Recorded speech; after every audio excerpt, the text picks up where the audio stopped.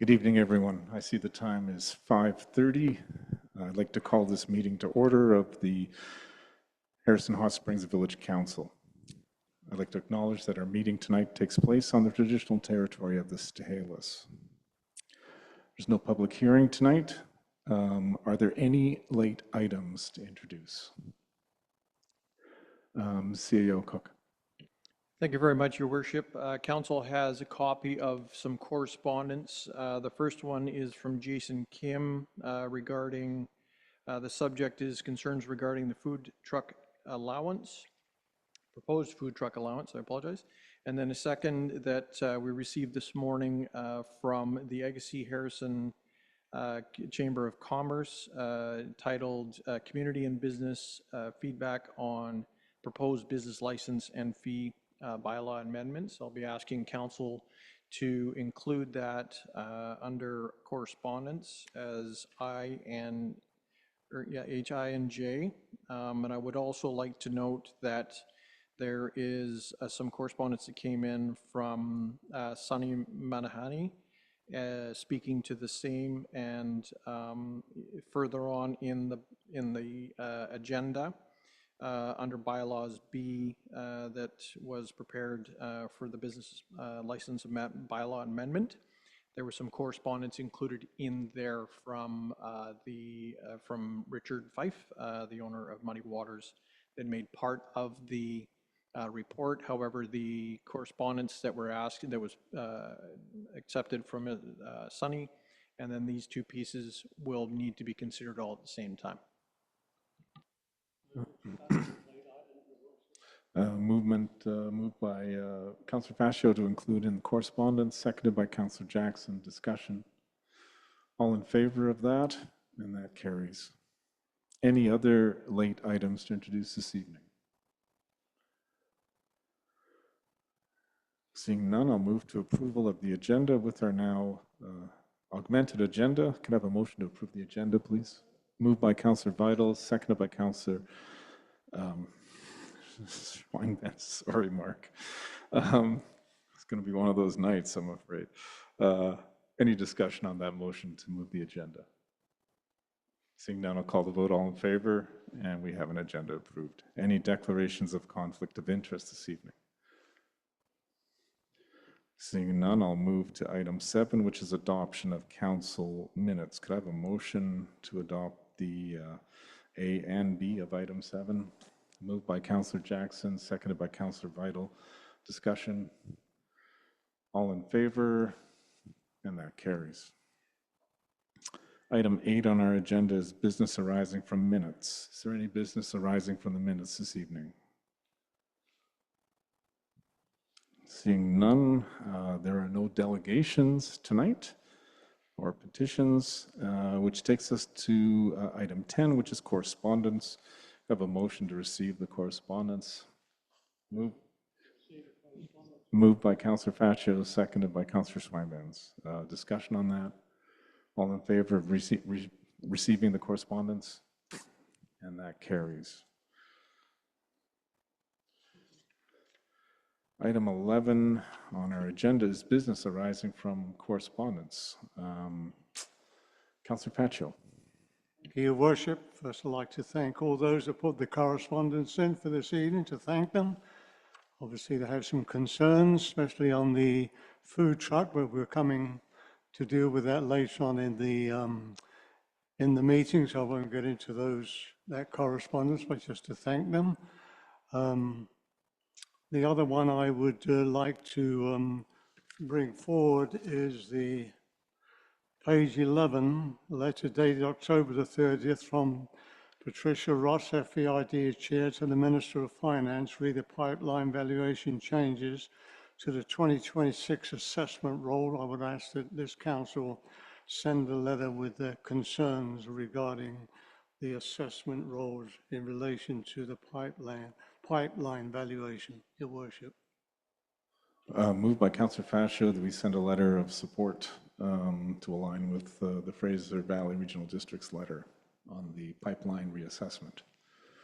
Seconded by Councillor Vital. Discussion on that motion. Councillor Fascio. Yeah, this is also a letter that came from the Mayor of Hope as well. They're writing and also the district of Agassiz, Township of Agassiz, where for them it's going to mean a 26 or 28% reduction in their taxes if this situation goes through regarding the assessment. Similar reductions are occurring across the province with communities such as Kent, 26%, District of Houston, 25%, City of Kamloops, 21%, this is minus, and Thompson Nicola Regional District, minus 25%, all facing substantial impacts. Districts of Hope, like many small communities, do not have a diverse tax base, making such shifts especially challenging, and this of course affects the regional districts as well in the electoral areas. So that's just a little background on why our council will hopefully vote in favor of sending a letter of concern. Thank you, Councillor Faccio. Councillor Vital. Thank you, Mayor Tallon. I just draw attention to item F, email and letter dated November 10th from Housing Reset regarding the risks of Bill M216, known as the Professional Resilience Act. This causes considerable timeout.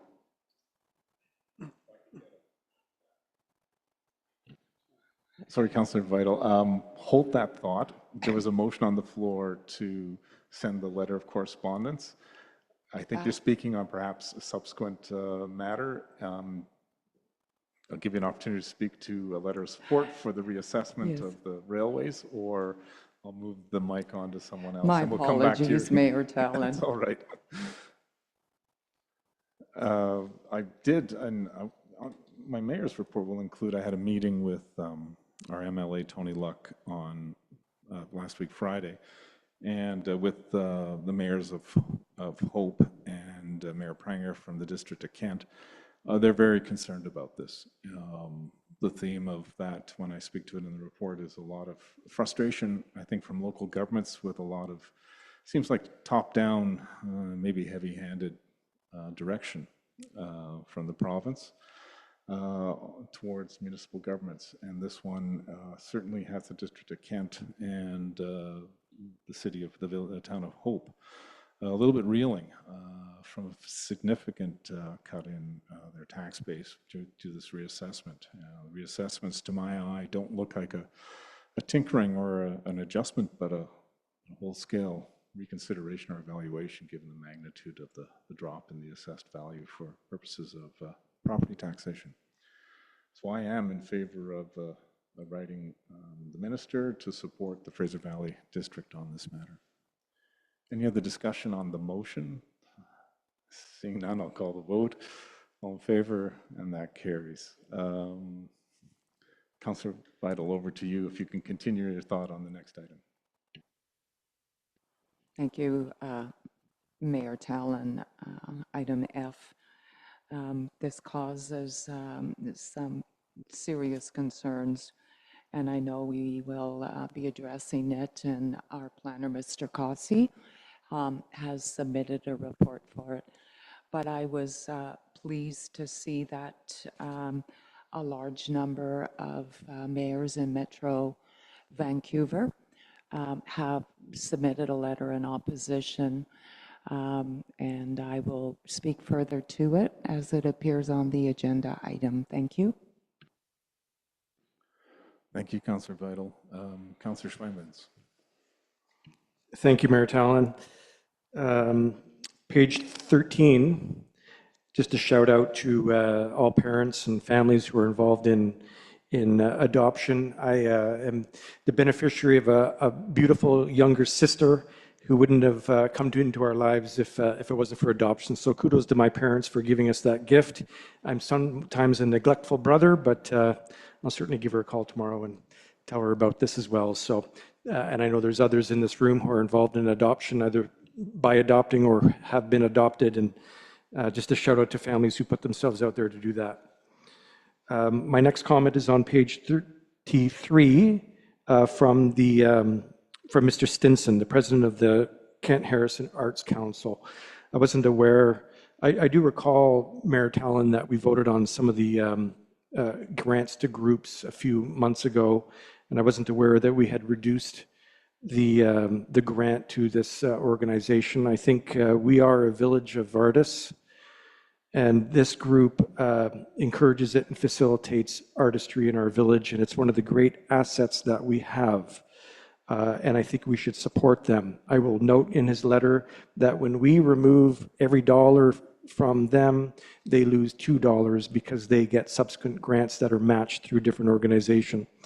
And I'd like to support them. So I'd like to move that we reinstate. They had requested $2,000 and we had given them $1,250. I'd like to move that we reinstate this year for them to get back to usual funding to the tune of $750 this year, and then make some kind of a 3-year commitment going forward to help them out in a nice sum. So that would be my motion today. Thank you, Councillor Swinbands. I just want to make sure I understood the motion correctly. I think I read their letter a little differently. When I read it, it looked like they were writing at this time of year so that during budget deliberations for 2026, they would be advocating to go back to a 2,000 level. Just want to make sure, clarify your motion. Is that in support of considering the 2,000 level in our 2026 budget deliberations when they come up, or something different? Not to be greedy, Mayor Tallon, but I think they had lost out on $750 that they had expected this year.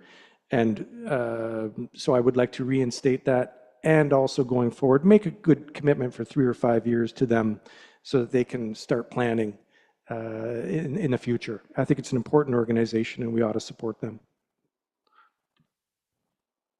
Okay, so if I can just summarize a motion from Councillor Swinbands to, I guess, provide the Kent Arts, let me get the name right, Arts Council, thank you, $750 this year, and contemplate a multi-year funding commitment starting in 2026 at a 2,000 or so, a different level. If that's your motion, is there a seconder to the motion? I'll second it for discussion, Your Seconded by Worship. Councillor Pacho. Discussion on this. I see Councillor Vital has her hand up. Thank you, Mayor Tallon. Through you to our financial officer, perhaps it would help with an explanation of the total amount of grants to groups on a yearly basis, and who sets that amount? Is it council that sets that amount? And I know last year there was quite a few additional requests for grants to groups, so we kind of had to juggle a little bit. But I think it would help financial officer for a little bit of a explanation how grants to group works. Thank you. The CFO. Thank you, Mayor Tallon. I'll actually defer to our community services manager, who could probably better answer that. Go ahead. Thank you, Mayor Tallon. The annual budget for the Grants to Groups program was $7,600. So that is an application-based program, and over the past couple of years, the requests have exceeded that amount. So then, per the grants policy number 1.02, staff have looked at how to best allocate that to ensure that it's being distributed to meet all the different needs. So then that report is what usually comes to council after that review takes place for any changes to occur. They have brought this to my attention as well, and so that was, so thank you for the opportunity for staff to speak on this. So it could go either route. We could be looking at increasing the grants to groups funding, or we could be looking at, as we do some other community organizations, and just including in the financial plan for the year, a contribution to the Kent Harrison Arts Council. Thank you, Community Service Manager. CAO Cook. Yes, thank you very much, Your Worship. It made the recommendation of staff to remove the Arts Council out of the grants to groups and just have a dedicated $2,000 per year that we dedicate as funding directly to the council. But I would recommend that we start next year in 2026, instead of giving them $750 for the next, month and a half we have left in this year, because then it'll just become more part of our regular cycle, our budget cycle, if Councillor Schweinbands and the rest of council agrees. Thank you, CAO Cook. I think there's any number of groups that could write us with compelling arguments, and I think knowing that there is an overall budget that our staff tries to work within is probably putting things in a broader context, which I think might be valuable. I would prefer that this be a budget discussion. I appreciate the Arts Council writing us and sort of putting their hat in the ring, letting us know that they would benefit from additional support from the village, but put it in the context of all the groups that are seeking grants from the village. And when we do the 2026 budget, we can look at the overall grant budget and again how that's allocated among many, many worthy causes. So I'm not in favor of giving the Arts Council $750 that they didn't actually ask for, if I read their letter correctly this year, but rather put us on notice and look at what our budget is for grants and supporting in 2026 when we have those budget discussions, and do it at that time. So I won't be supporting the motion, but I am very much in favor of having the bigger conversation for grants for groups when we do our 2026 budget. So, Thank you, Worship. No arguments about supporting the Kenton Harrison Festival community, but I believe, in all fairness, because we do put out this letter every year for grants to groups, I think in all fairness, before we get into a situation where we're going to just put one group aside to receive a certain fund, say in 2026 and onwards, that I have to agree with his worship that normally this would go before the budget for deliberations on how to discuss it and have more of a discussion on how to deal with this. So I fully agree this should go to the budget when we discuss this, because I'm not against giving them money, don't get me wrong, but I think if they're asking for more money, in all fairness to the other groups, we have to deal with this at the budget. And I'm sure that's coming up in a few weeks' time, the budget time, to see how we're going to deal with this. And I'm not sure whether we want to go on a one-time for this society of $2,000. I mean, things go up, maybe in 10 years' time, they may need more money. So I think it should be left to the budget discussion. So I'm not in favor of the motion. Thank you. Thank you, Councillor Pacho. Seeing no further discussion, I'll call the vote on the motion. All in favor? Opposed? And the motion fails. Although we will, I'm sure, pick this conversation up again when we get to our budget deliberations and the overall grants for groups. Any other business arising from correspondence tonight?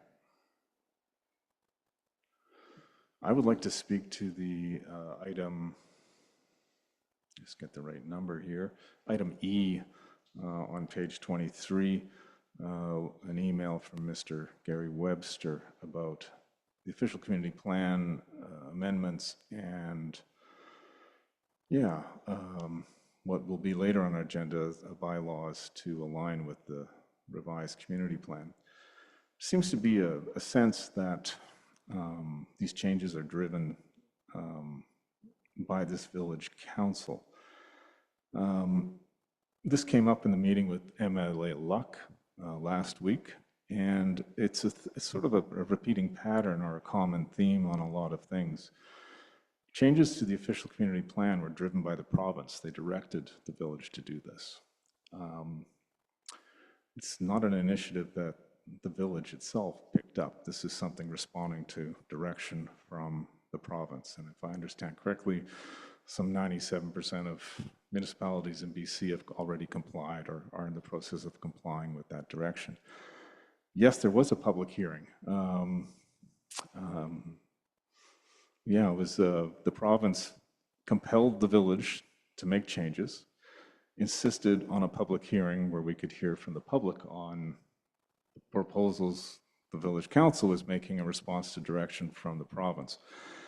And then the province tells us we absolutely cannot have a public hearing when we come to the bylaws.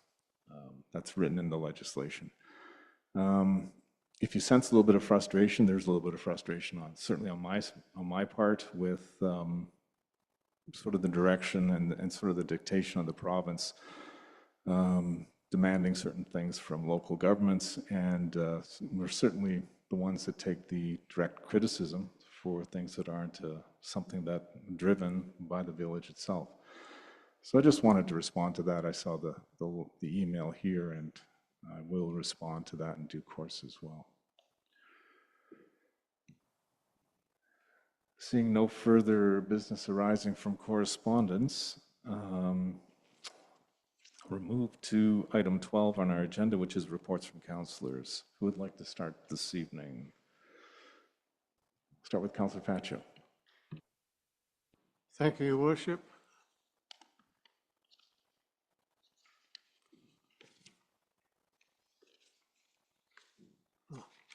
On the, like most of council and His Worship, we attended the Remembrance Day ceremonies in Agassiz. What a wonderful day it turned out to be. And then later in the afternoon, there was a choir presentation here in the hall as well. So it was a nice finish to a wonderful day to remember those who had fallen. On the 8th of November, I attended the celebration of life for Jean Chanasik. And for those who don't know who Jean Chanasik was, Jean is the gentleman that built the Settler Pub many moons ago. I think it took 300 trees to build it, logs or whatever, and he built that. And then it was a restaurant when it was built, and then it became the pub. But getting down to the part that relates to the village, he is the family that donated the existing Heritage Village office to us in the late 70s or beginning of the 80s. So it was a good turnout for him. Saw many familiar faces I hadn't seen for a very, very long time. At the regional district, the 3-year transit expansion plan was brought forward, and it shows that 26-27, the Highway 7 introduction of a new transit service north of the Fraser between Agassiz Mission, estimated 3 round trips daily. That looks like when they're going to move forward on this, depending. This whole letter that we received here was for them to seek funding from the provincial government, ensure 3-year expansion initiatives are consistent with the expectations of local governments, provide local government partners with 3-year forecasts that identify longer-term funding requirements. Each transit system infrastructure investments needed to support transit service expansion plans are aligned with transit service expansion initiatives identified in both local government and BC Transit 3-year operating budget. And the the other one was in regards to the new aquatic centre that's being built in Agassiz.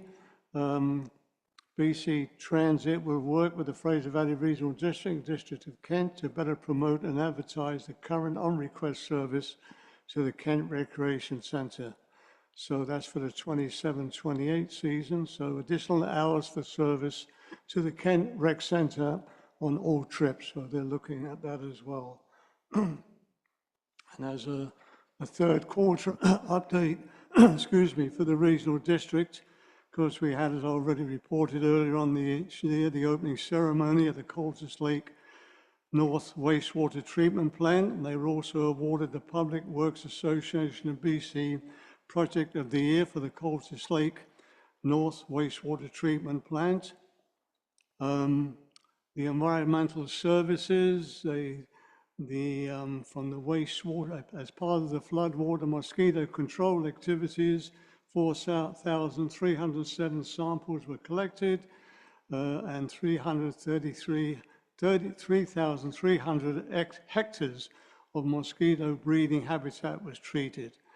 Door-to-door visits of 2,303 households, school presentations to 1,232 students, tagged 2,080 waste bins with messaging to avoid wildlife interactions, interacted with 5,194 visitors in local parks as well in regards to the Bear Aware.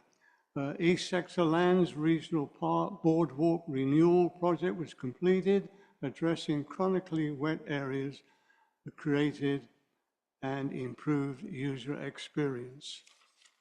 And that's some updates on the third quarter for the regional district. Thank you. That is my report. Thank you, Your Worship. Thank you, Councillor Faccio. Councillor Vital. Thank you, Mayor Talon.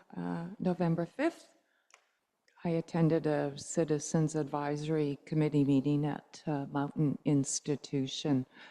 There has been a substantial increase in the inmate population, which is now resulting in near capacity.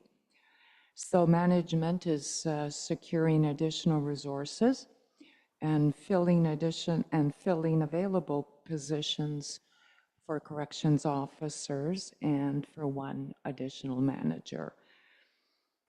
November 7th, I had the pleasure of attending the Firefighters Masquerade Gala. It was an amazing evening, and I send my congratulations to our firefighters on organizing of just an outstanding first-year event. November 11th, I also attended Remembrance Day ceremonies at the Agassiz Cenotaph. And then in the afternoon, I attended the Cascade Chorus concert here at Memorial Hall, which included some readings from the front. And I came away quite moved and emotional. So again, thanks to Cascade Chorus for organizing that event. Thank you, Mayor Talon. Thank you, Councillor Vital. Councillor Jackson. Thank you, Worship. I attended Remembrance Day also. I think I do a Remembrance Day every day of my life, so it's never out of my heart. I also came and saw the choir, and I was so moved. 7 letters from the front, letters that had written home to families which were put to music here, and they did an excellent job of it. It brought tears to my eyes for sure. We had the Mayor of Hope and Teresa come out to our Communities in Bloom meeting. They went over what they have done over the last 20 years, since 2005, and they gave us a lot of suggestions, and it's going to amount to a really excellent year next year for Communities in Bloom. And thank you, Your Worship. Thank you, Councillor Jackson. Councillor Swymans. Thank you, Mayor Talon. I'll be quick.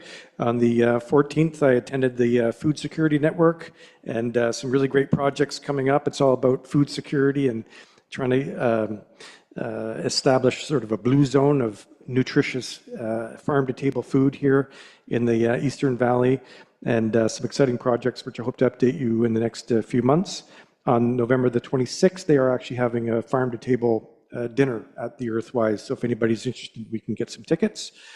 Last week on the 13th, I attended Agassiz Harrison Historical Society. Some great things happening there, including The manager that we brought in 2 years ago has re-signed another 2-year contract to stay, and she's made some fantastic changes. She was here as a delegate a few months ago. Maria is her name. So she's staying on for another couple of years of good change and progress. There's also, they found several months ago a map, a water-soaked and kind of partially destroyed map from 1895. Big, huge wall map, probably 12, well, maybe 8 feet wide.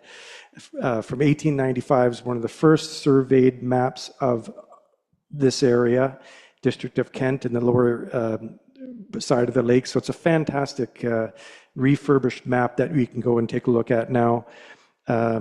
We're also doing a meat draw for the society, so you can get tickets from me, or you can call or drop into the museum for a meat draw, or the organizer's a local here, Gene Hicks. So our goal is $15,000 for the year, and if anybody wants to pay for a ticket, I've got some tonight.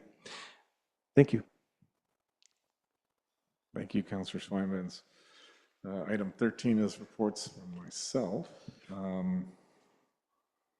I'll start with November, or as it's known this month for me, Movember, is Men's Health Month, raising money for men's health causes. Hopefully I reach my goal soon. It would probably make my wife very happy to have me shave my mustache off sooner rather than later, but I look at all the photos on their website and they all look quite dashing, and I have not reached that point yet, and only 2 weeks to go. Attended some meetings. One was with our MLA Tony Luck, and that was last week, Friday, November 14th.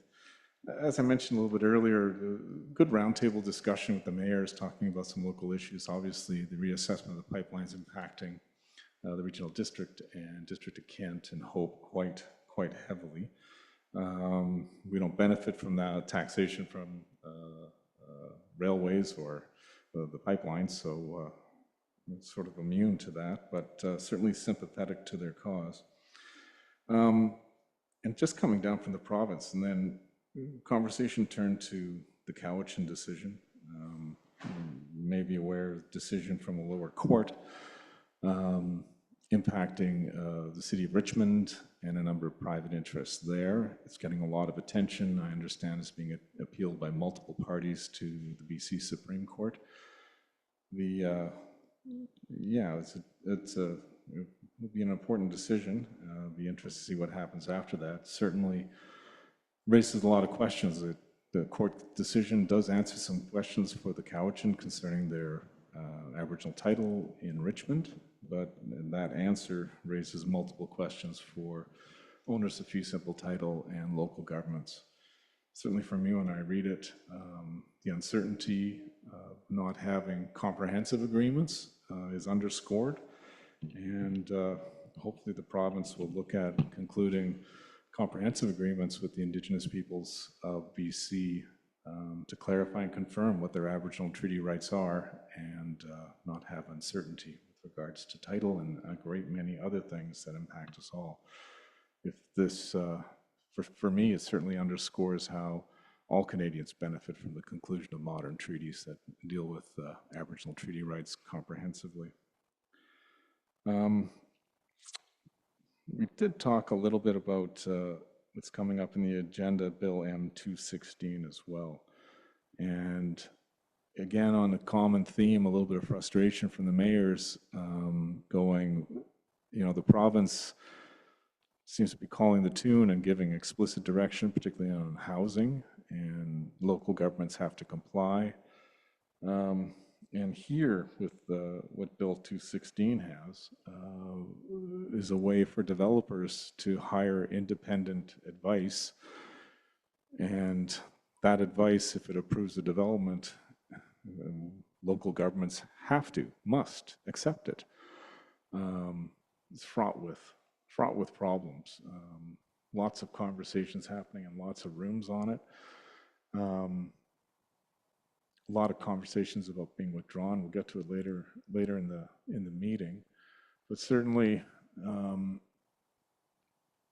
got some correspondence in front of me here, encouraging that this bill be withdrawn lest considerable harm be done to the relationship between the province, municipalities, and people of BC.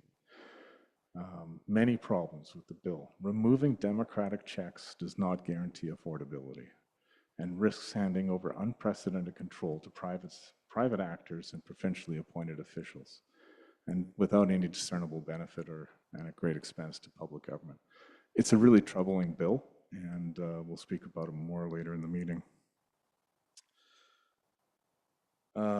November 11th, on Remembrance Day, I, on behalf of the village, laid a wreath at the Cenotaph in Agassiz, and on November 7th, attended the fire department's inaugural gala for good local charities. So I was very happy to get all dressed up for that masquerade gala and enjoy a fine evening of great food and great music. And that is my report for the evening, which takes us to item 14. Minutes be received for information. Could I have a motion to that effect, please?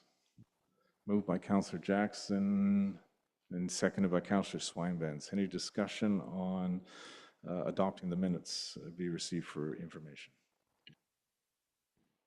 Councillor Swinebans. Thank you, Mayor Talon. More of a question, perhaps to on page 36 for Councillor Fascio, maybe for us all to consider. I think we've talked about this, but water access and aquatic chairs. Do we need a motion from Council Fascio to get this thing going? I know that we've talked about a better walkway for ability challenged folks to get to the water, etc. Perhaps you can give us an update. Councillor Fascio, over to you. Just a quick brief update on the whole meeting. Part of this meeting included that whatever came out of the meeting would go to the budget, what budgets were needed for, I believe they're doing this year for each committee. They're having a budget for this, so this will go to the budget deliberations as well in regards to what can be done year after year to make Harrison as accessible as we possibly can. Thank you. I hope that helps.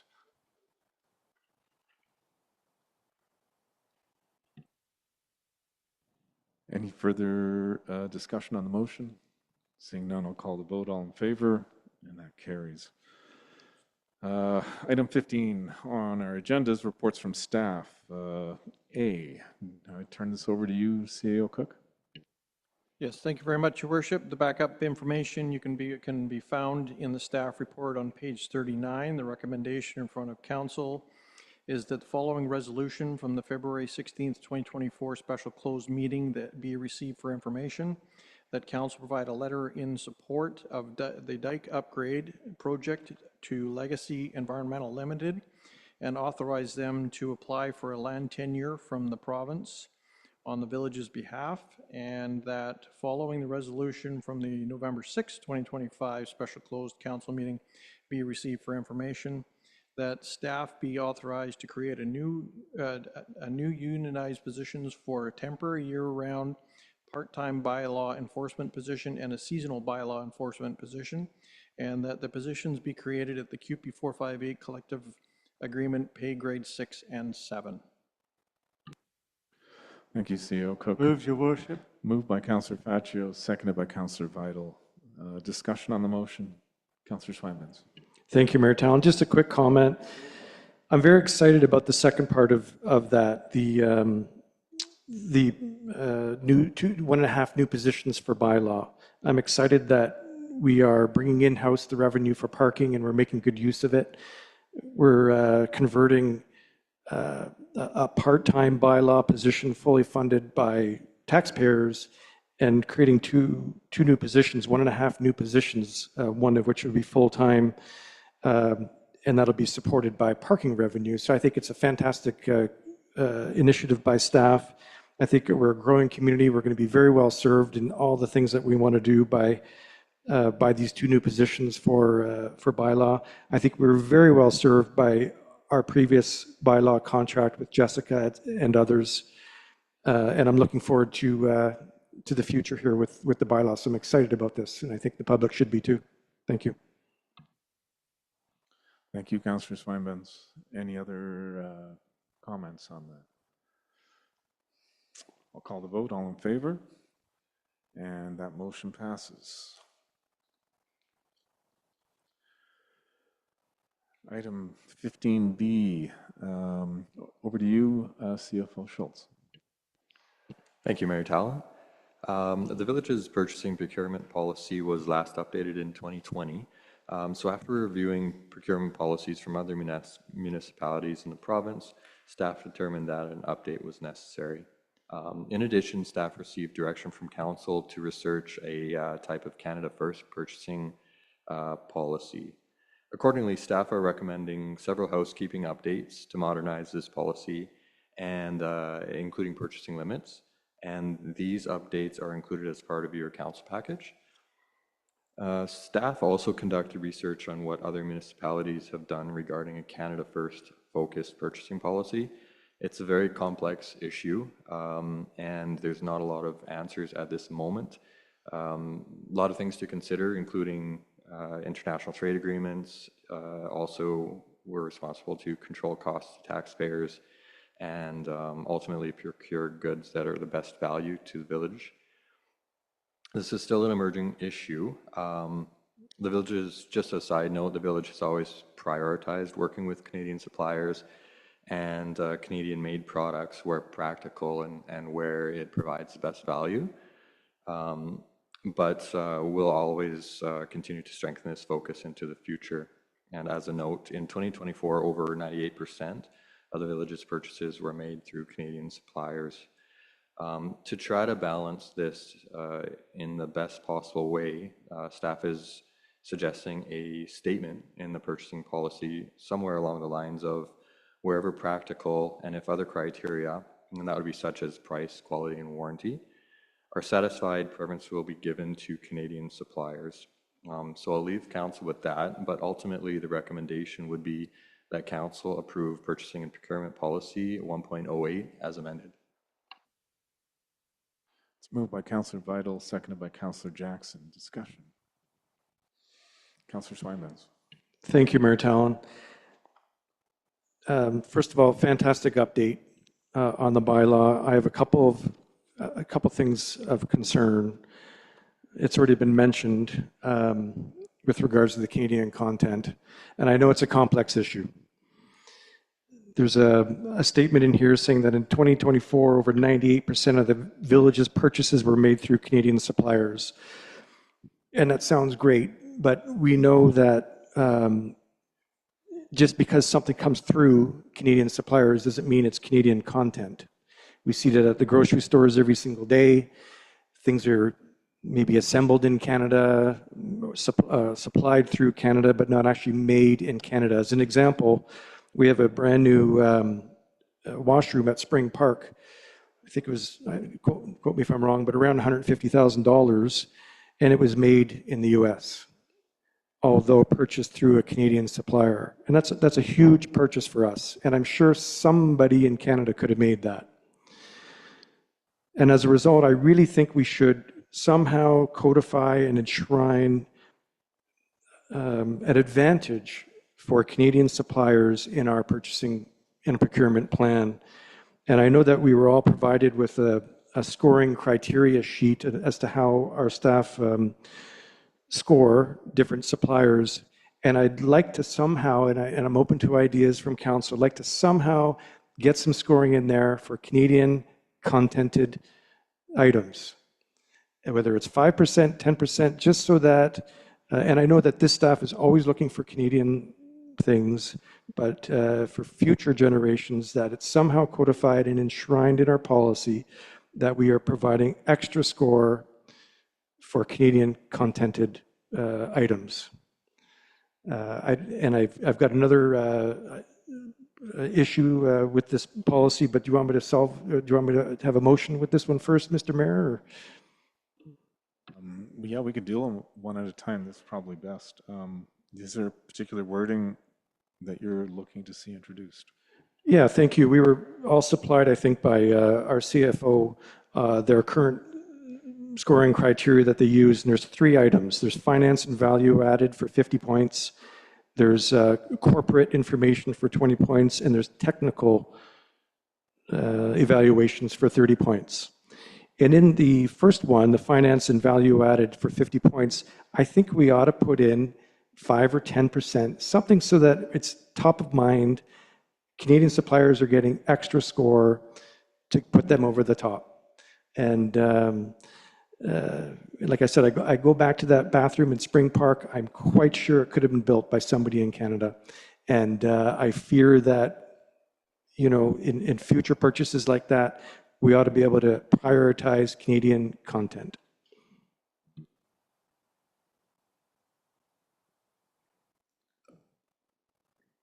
Is there wording is specific? And my question is, when you speak of percentages, what are you, a percentage of what? Thank you, Mayor Talon. I'll be more specific. I am being ambiguous, aren't I? It's a complex issue. So of the 50 points that suppliers are given for finance and value added in their scoring criteria, I would like to include 5 points of that 50 given to Canadian suppliers. That one day might get them over the top in terms of competing against a similarly priced American product. So my motion would be to add a component, a percentage, maybe 10%, in this scoring criteria for Canadian content.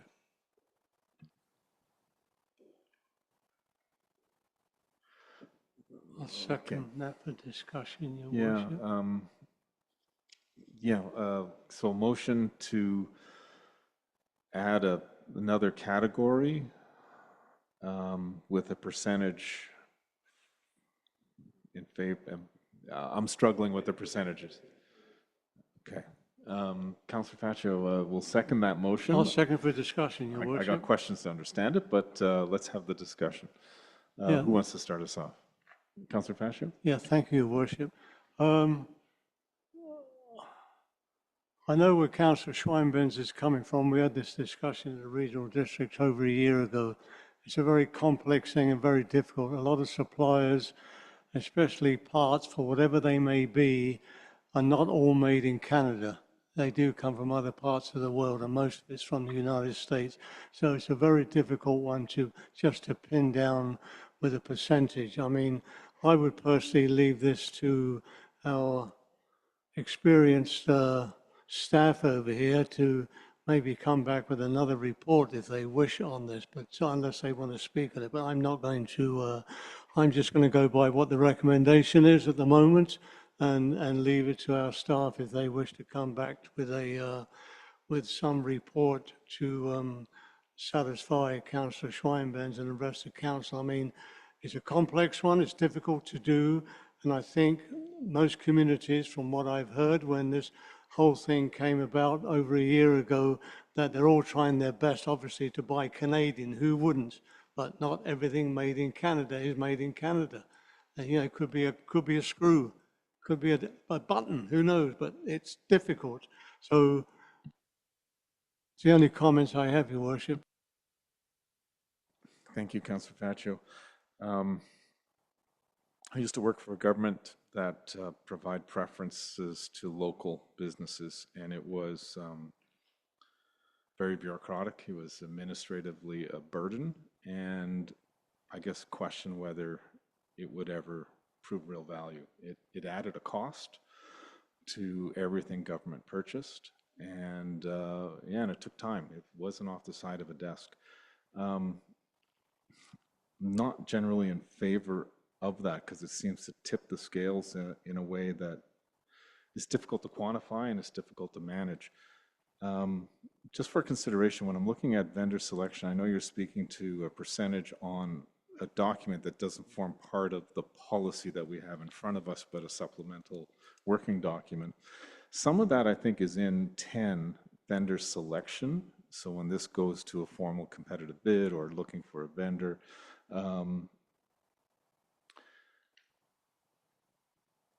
staff have already recommended adding a K wherever practical, and if other criteria in this section are satisfied, preference will be given to Canadian suppliers. And I accept the point that just because you went to Canadian Tire and you purchased something, like I did the other day, I'm pretty sure the Christmas lights I bought weren't made in Canada.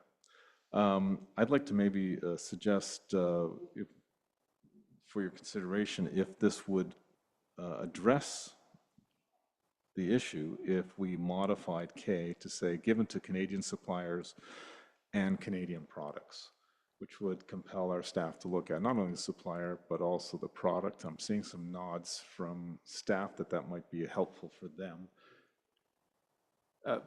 Yeah, made in Canadian products or Canadian, whatever words that would connote Canadian manufacturing. I think we all share the sentiment to try and support the Canadian economy as much as we can, particularly with the purchases by the village. But I'm also mindful of the small village with limited administrative capacity and wanting to make sure we can remain effective in procurement and not create a burden that doesn't realize the result. But I think an extra criteria, perhaps Canadian suppliers and Canadian products or products manufactured in Canada or something to that effect. And I'm wondering if you'll entertain a friendly amendment to your motion to forego the first part with the percentages on the scoring sheet and go in favor of an amendment to K in section 10 of vendor selection. Yeah, given some of the opposition I'm hearing, yes, I would be satisfied with that amendment to include Canadian-made or manufactured products. How should we proceed? To have the first motion fail and start fresh, or modify the existing motion? Any preference from anyone in what would be clearest? You can go either way. You can defeat the original motion, or you can, you've provided a friendly amendment. It's been supported, so we vote on the friendly amendment, and then on the amendment, amended policy, and then we'll be good. Councillor Swinebed, so friendly amendment to sort of rescind the first words you had with the percentages on the evaluation sheet and replace with amendment to K, given to Canadian suppliers and products manufactured in Canada. Thanks, Mayor Tallon. Yeah, I'd be happy to make that change. So I'll make that motion. A seconder to a motion to amend the original motion, seconded by Councillor Faccio. Discussion on the amendment to the motion. Seeing none, Councillor Jackson, a comment. Comment, not necessarily, I'm opposed to any restrictions. We have great staff. They use their judgment. What happens in an emergency? You need a new pump or something. We're going to look around to find if we could have a pump made in Canada. I have complete faith in our staff. This is just more bureaucracy. We need less.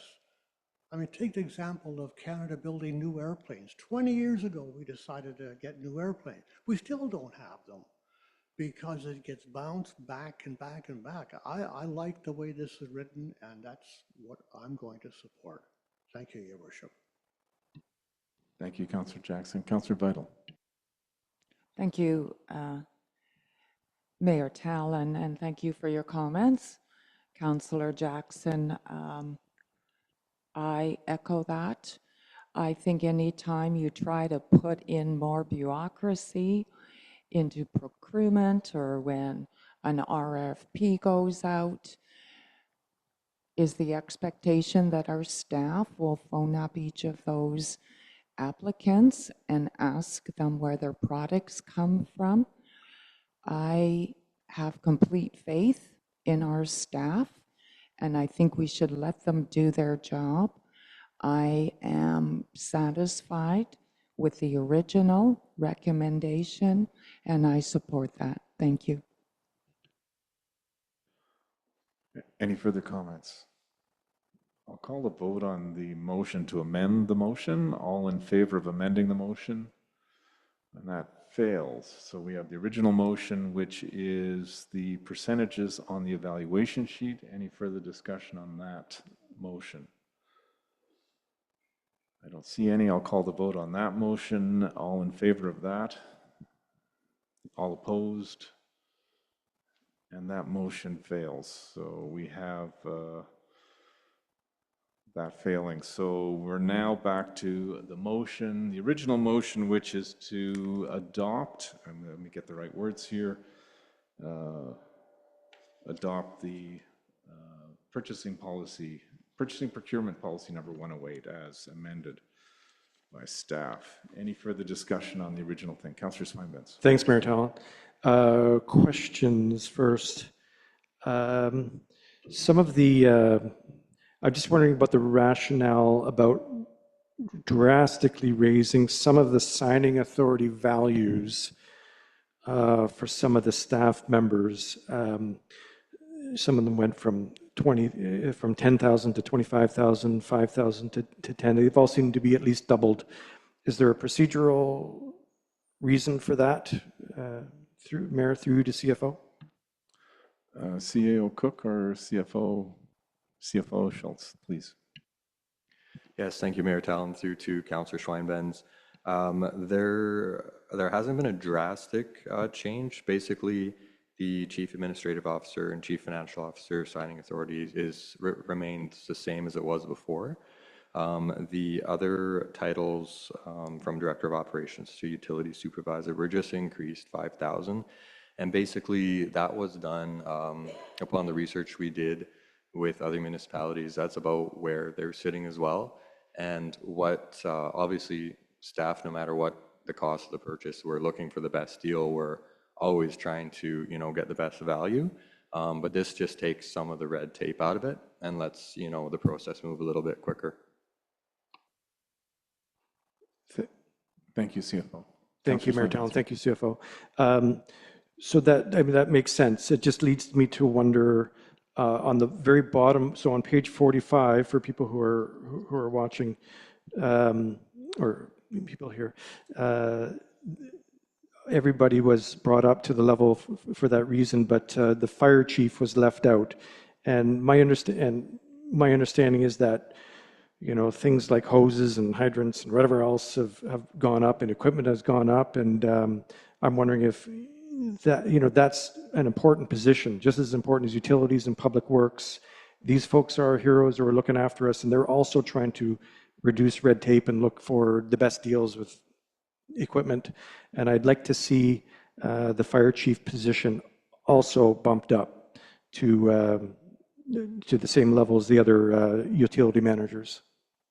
So my motion would be to make the fire chief's purchasing authority the same as the other utility managers. Thank you. Is there a seconder to that motion? I don't see a seconder, so the motion's going to fail. Then, Mayor Talon, can I ask why? I'm just curious, I want to support the fire department as much as possible. And, as an example, a couple of weeks ago, about a dozen of them were doing still water training out in the lagoon and the beach. And they're doing their part to improve their skills and their response times and their capabilities. And sometimes that requires looking for new equipment and that sort of thing. So I just want to make sure that they're covered after that. So maybe there's a response from staff as to why that position was left out. It's nothing personal. I just want to see if there's something we should do there to enable them to respond better to our community needs. Thank you, Councillor Swinburne. Perhaps CFO Schultz, could you sort of run down the administrative procedures for fire hall purchases and how the double signatures work, and what's sort of the administrative burden with that and how that works, please? Thank you, Mayor Talon. The thought process with leaving the fire chief, deputy fire chief at 5,000 is we have a paid on-call fire department, not a full-time career fire department. And so this is very well in line with other paid on-call fire departments around the province. It's the fire department has a budget, and if they need to make a purchase over 5,000, it's common practice that they would discuss that with CEO, myself, or Director of Operations, and we would provide a second signature instantly as long as it made sense. So there's really no delay in this process. It's just following budget and following proper processes. And again, we're a small organization, and the beauty of that is we can react very quickly.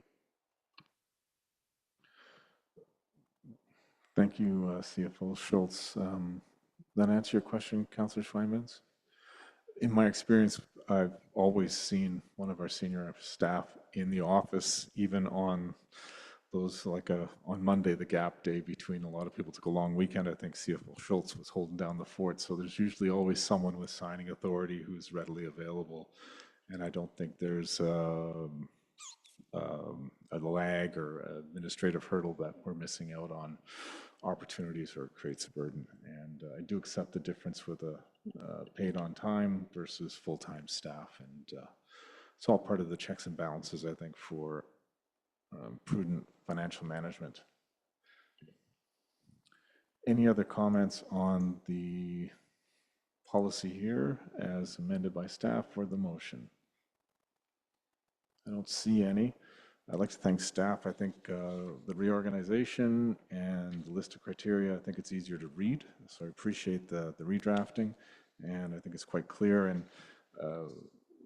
in talking with the CFO earlier today, this is something that really staff uses and looks to. So the clearer it is, the less chance it'll be misinterpreted and operate smoothly. Of course, council itself can waive the requirements for things as we've done in the past. I'm thinking of contracts for the dike design and those kind of things, but this certainly does give a lot of guidance to staff. Seeing no further comments, I'll call the vote. All in favor, and that passes.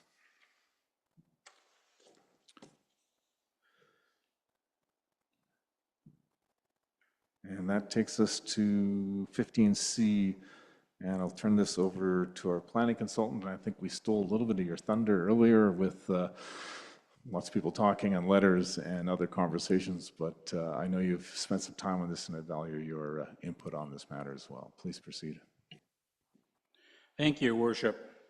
Bill M216-2025 is a proposed piece of legislation which was introduced as a private member's bill on October 21 and received first reading in the Legislative Assembly. Second reading of the bill was introduced on October 27th, 2025, and speculation was that this bill was to be voted on today. As of 5:30 this evening, I have not heard if that's happened or has not happened. So your guess is as good as mine on that issue. So why is the province bringing, or this private member's bill even being contemplated? According to the information that has been provided, it's to deal with the housing crisis. So the argument here is that this type of unnecessary delay, because there seems to be a thought that the municipalities are constantly delaying the approvals process, and that this unnecessary delay is not allowing the much needed housing product to get into the market. As you can see on the next page, there's a quote that's directly attributed to Mr. Jackson, or Mr. Anderson, the backbencher who's introduced the bill. And as a standalone statement, perhaps Mr. Anderson has a point. However, when you start looking at other pieces of legislation that have been introduced to combat either the housing crisis or to just being updated, it suggests that this is not a standalone measure, but rather it seems to be viewed as a trend in centralizing local planning governance. For example, when we start looking at bills 13, 15, 44, 45, 46, 47, and the proposed changes to the Heritage Conservation Act, all of these bills and amendments seem to either expand or centralize provincial control over the local government planning process. To fully understand the potential consequences of this bill, it is essential to assess how the provisions may impact various facets of local government planning governance. So there's 6 areas that we've looked at. The first one is the language of the bill itself, and there's a whole bunch of ambiguities included into this bill. There's missing or defined, or they're missing or they're defined strangely. Some terms that are missing include a zoning bylaw, a development variance permit, and a temporary use permit. However, based upon information received today,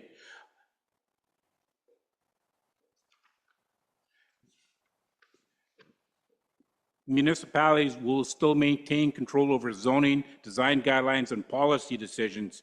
This reform only streamlines technical approvals, but inside of this bill, there's this constant reference to development permit areas. To me, this is two different things that are happening here. So there is still some confusion as to what's actually taking place here.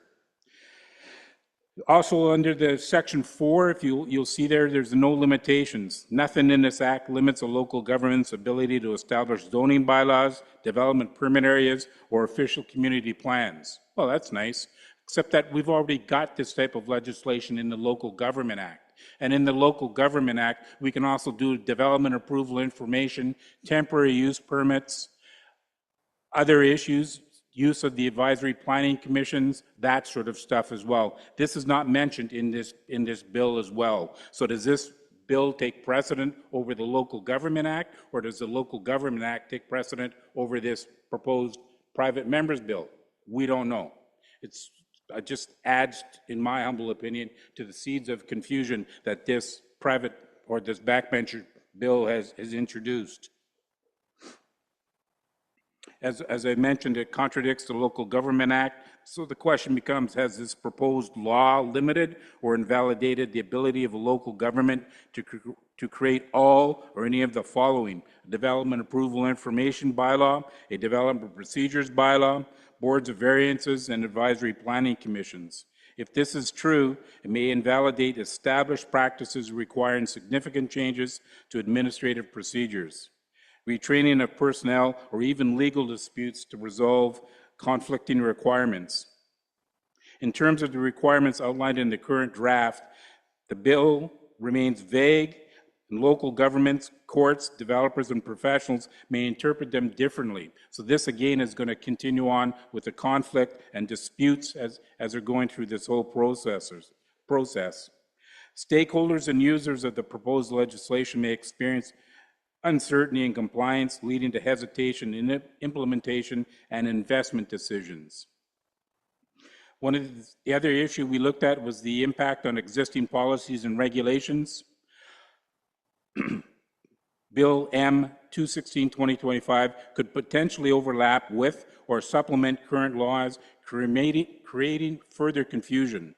For example, if any provisions duplicate existing regulations, businesses and public agencies may face redundant compliance processes, increase in operational costs and complexity. If the bill contradicts current statutes, it may invalidate established practices and require significant changes to administrative procedures, retraining of personnel, or even legal disputes to resolve conflicting requirements. With respect to Section 3 of the proposed legislation, the only ones who can launch a complaint have to be a professional government professional employed at the local government level. Now, even inside the bill, when one says employed, one thinks, well, maybe they're retained, maybe they're under a contract. No, because it says in the next sentence that the local PGA professional retained by an applicant or the developer, the matter may be referred to the superintendent for resolution. So there's a distinction between being employed, in my humble opinion, and being retained or brought on a contractual arrangement. So some municipalities may not have the ability to have their professional on staff by any stretch of the imagination. Does this invalidate the complaint? We don't know yet. There's still, as I said earlier, a whole bunch of confusion still related to what's going on here. So who are these professionals that we're talking about? Well, this is the British Columbia Institute of Agrologists, the Applied Science Technologists and Technicians of British Columbia, the College of Applied Biologists or Biology, the Association of Professional Engineers and Geoscientists of British Columbia, the Association of British Columbia Forest Professionals, and the Architectural Institute of British Columbia. Canadian Institute of Planners, we are not a part of this professional governance approval law by any stretch of the imagination at this particular point in time. I don't know if we're going to get into it. I don't know that, but that's irrelevant to this issue. The third point that I'd like to talk about is the financial and economic impacts. When coupled with various sections of the Professional Governance Act, this could be very far-reaching. For example, Section 4.4 of the Act allows the Office of the Superintendent the ability to utilize consultants and other experts or the charging of annual fees, as outlined in Section 22.1 of the Professional Governance Act.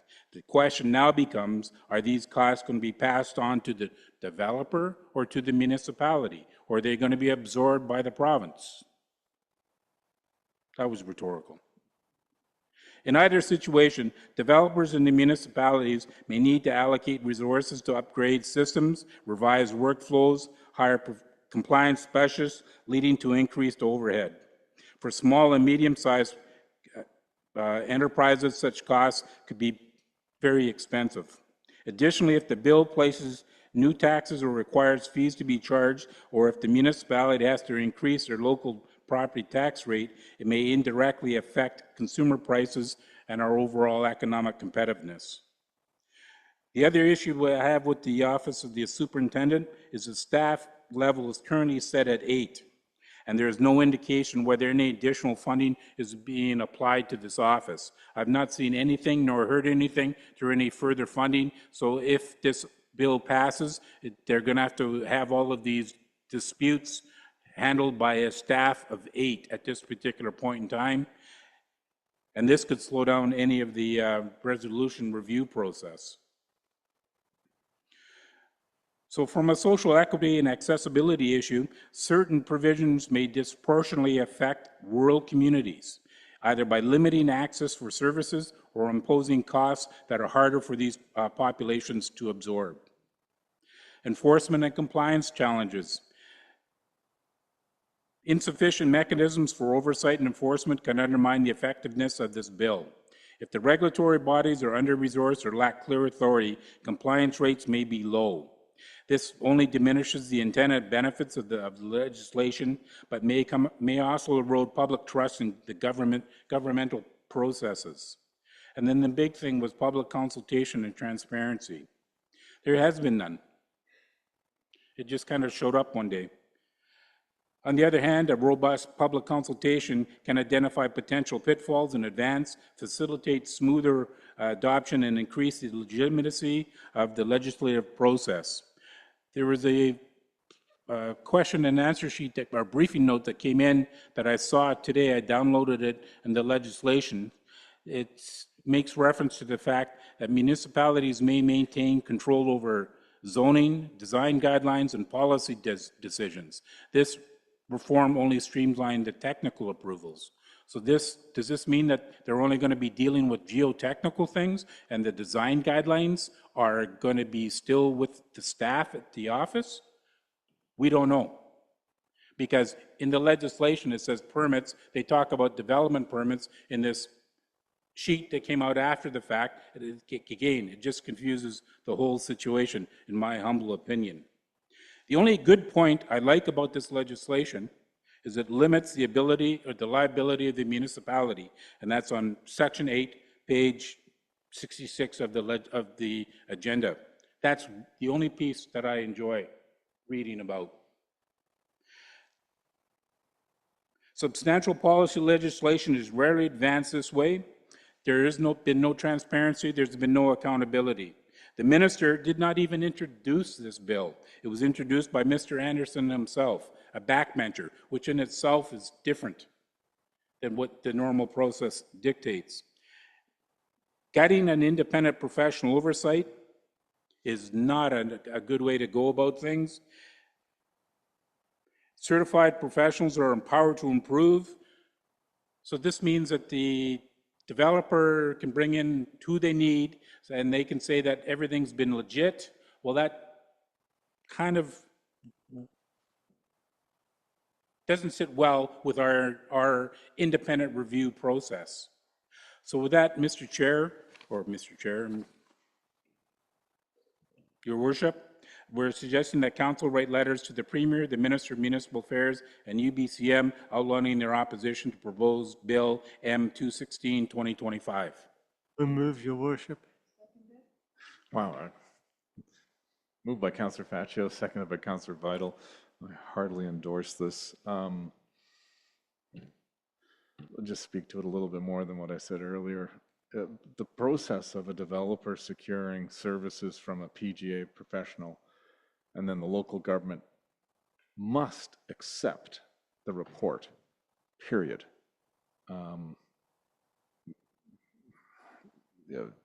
Just smacks of just dismissing local governments and the value they provide, and seems to be fraught with, I see plenty of conflict and lots of challenges. I think the office of the superintendent will be busy constantly dealing with complaints and challenges from local governments on these things. And I know, Mr. Costa, you spoke to the liability of PGA professionals, that they're liable for anything that happens based on their recommendations and the decisions that they make that apply without exception on local governments. We must accept them. I don't take a ton of comfort in that, because I think we'll be spending every last dollar on lawyers fighting insurance companies trying to get compensation. I'd rather do things right.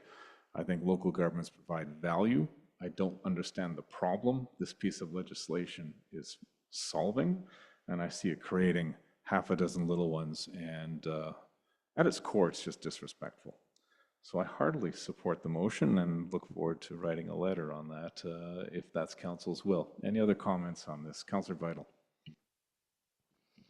Thank you, Mayor Tallon, and thank you, Mr. Cossey, for your very comprehensive report. And after some conversations with our CAO and yourself, I have forwarded your report to Lower Mainland Local Government Association executive. This bill will be on the agenda at our executive board meeting on Thursday. I am extremely concerned about this bill.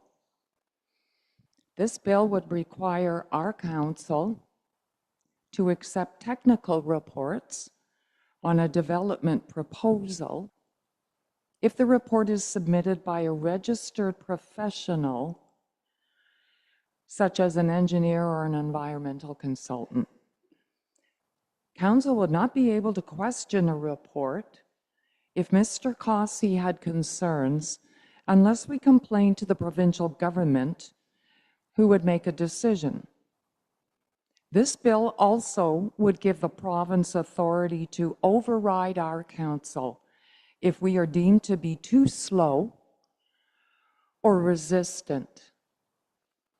This bill undermines council's autonomy by forcing us to accept professional reports and would weaken our ability to question or challenge these. A professional hired and paid for by a developer certainly may have more power. They certify the reports that our council must accept. To me, this has the potential to raise issues of conflict of interest, as their reports wouldn't go through the same accountability process as is current. Council and Mr. Cossey would lose the ability to question a report, especially on situations where there are very steep terrain or strong environmental concerns. We all support faster and more efficient processes when a development proposal comes to council, but speed should not come at the expense of safety, transparency, or council's decision-making authority. Our community has steep slopes, environmental watersheds, and floodplains. This bill sends challenges to reports, not to council, but to the province. The province may not have any local knowledge, yet we are expected to live with their decisions. Another one of my concerns is this bill reduces resident input and the need for transparency from council. Currently, our residents have the right to be heard. When a major development or land use change comes to council, residents can attend public hearing and tell council how it would impact the village. This bill has the potential to push decisions behind closed doors, and our residents would lose the opportunity to speak to council on issues which affect them. There was no consultation with local governments through UBCM prior to the bill's introduction. This bill is not just a change in procedures. It has the ability to undermine residents' trust. Transparency is about making sure residents understand what decisions are being made by council and when they can speak up. Our residents want more opportunities to provide their input, not less. This bill weakens the principles of democracy and public engagement, local autonomy, and council decision-making that our residents expect. We are a small village with an engaged public who follow council decisions closely. Our village has been through a challenging period in recent years. This council has worked hard to rebuild transparency, credibility, and confidence with our residents. Our geography is unique. Our infrastructure is limited. Our tourism economy is what drives this village. Our population is small, but our residents are deeply invested in Harrison. Local autonomy and decision-making allows council to plan responsibly. This bill overrides this and does not recognize Harrison's needs and Harrison's constraints. We are a close-knit and engaged community. Our residents expect and deserve a voice to help shape the future. This bill would limit that important voice. And with that, Mayor Tallon, I would like to propose a slight amendment to the recommendation, and that is that we also include MLA Tony Luck with letters of opposition to the bill. Thank you. Motion to amend the motion to include sending this letter also to MLA Tony Luck.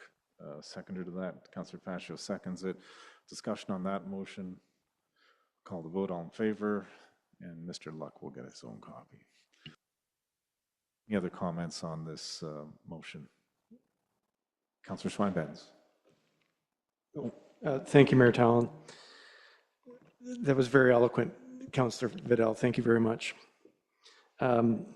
And I agree with everything what you've said. I look at this as with two lenses. The first lens is as a dad of two 20-something young men who are trying to launch in their life and have housing insecurity. So I appreciate what the MLA is trying to do. The intent is to cut red tape, and we as politicians at all levels have to cut red tape. I have developer friends who are frustrated at the system. I think we need to increase the diversity and supply of housing. We need to create certainty for developers and for planners and for politicians and the public to reduce delays. And we have to reduce the cost of development. And so I get what this MLA is trying to do.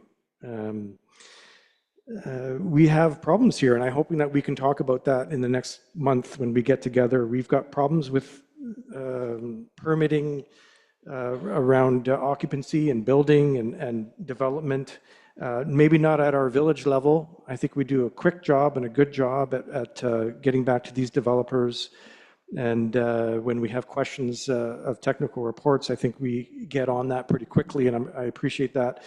But our host, our partner in all this, the FVRD, I don't think they are doing their job at this. I think they're struggling with staff, and I think there's a lot of undue delays. So I get what this MLA is trying to do.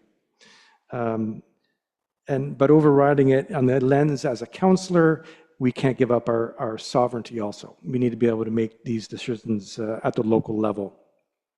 I support the recommendation, but I would add that I hope, I mean, it's so easy to complain about things and complain about this MLA's ideas.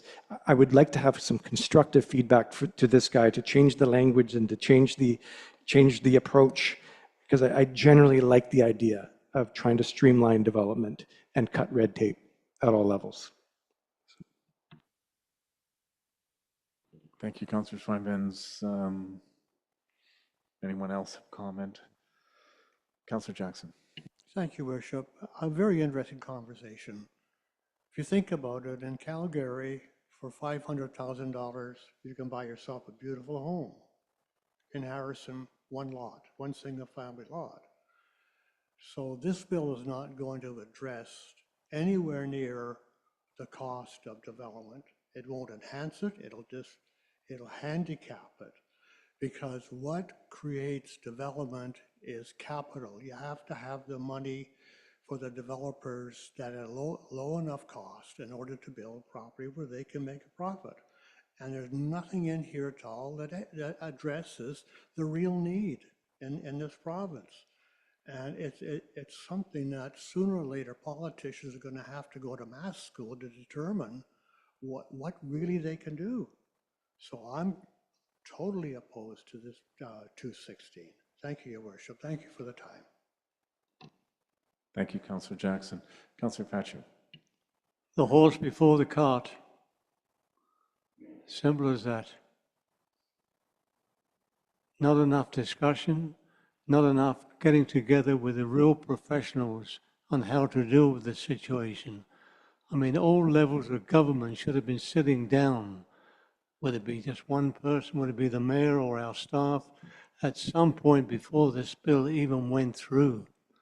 I mean, with all due respects to the provincial government, I mean, you've got to sit down with the people where they live and find out what their problems are and what they're up against. Besides all this trying to fast track everything, one of the biggest questions that came out of UBCM was, where's the money for the infrastructure, for all this extra housing that's coming? Not a word, not a word. So they're more or less just saying, we're going to do what we want and you'll have to abide by this. Well, let's make our letter pretty strong to the provincial government that they've let us down and we need more time and more consultation before they tell our community which way to go. The horse before the cart. Thank you. Thank you, Councillor Pachu. Seeing no further discussion on this, we'll share a draft around council before it goes out under my signature. I'm sure we'll all have thoughts. I'll call the vote. All in favor? And we will be sending those letters. Item 16 on the agenda is bylaws, and I believe it's over to you, Mr. Cossey. Thank you, Your Worship. As the official community plan is required to contain enhanced residential development policies, a zoning bylaw is also required to implement these policies. The OCP that I'm referring to is the one that we passed 2 weeks ago, and that plus this is a requirement that the province is mandated to be completed by December 31, 2025. Within British Columbia, specifically municipal governance, the OCP serves as a foundational document that outlines the long-term vision, goals, and policies for land use, development, and community growth within the village. However, the OCP itself is a policy document and does not directly regulate land use. This is done through the zoning bylaw. The zoning bylaw is a legal tool that translates the broad policies of the OCP into specific enforceable regulations that shape how land is to be used on a day-to-day basis. The implementation achieves the following 4 points as outlined below. It's translating policy into regulation. There is a consistent requirement. We're treating everybody the same. It's facilitating community priorities like affordable housing, environmental sustainability, as addressed through the official community plan, and we're guiding development applications. When developers or property owners apply for permits or rezoning, village staff and council use the OCP as the guiding policy framework and the zoning bylaw as a regulatory framework. So you can see that we're ensuring that we're treating everybody through the same process. As a general rule, a zoning bylaw is adopted after a public hearing has been held. However, in this case, I draw your attention to the following, specifically paragraph 3 below on page 70 of your agenda package. And this is new legislation. A local government must not, and the must not has been underlined by myself, hold a public hearing on a proposed zoning bylaw if, and you can see there's A, B, C, or D. We're into that category right now. We've reached that, so it says we must not have. However, this is not new, because you can see what above in 464 paragraph 2, that has always been in the Local Government Act. What has changed recently with the housing legislation is subparagraph 3, where it says a local government must not hold a public hearing on a proposed zoning bylaw if, and we've reached those ifs. Although a public hearing is prohibited in this instance, the village is required to publish notice of such. In accordance with the legislation and the village's public notice bylaw number 1200/2024, notice was published on November 7th, 2025. Pursuant to section 480 of the Local Government Act, a zoning bylaw may be adopted at the same meeting at which it is given third reading.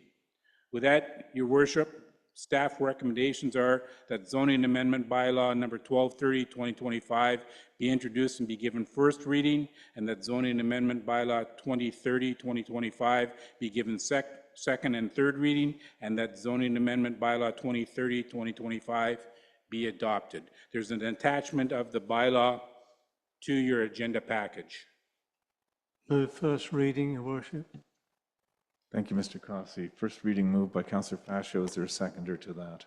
Seconded by Councillor Jackson. Could I have a motion along the lines of what's recommended be given, bylaw number 1230/2025 be given second and third readings? Is there a motion to that effect? Councillor Jackson moves, seconded by Councillor Vital. Discussion on that motion. Councillor Schweinbetz. Thank you, Mayor Talon. I've got a few issues with this, and I don't want to get lost in procedural details. Is it at second and third reading that we discuss things, or? Okay.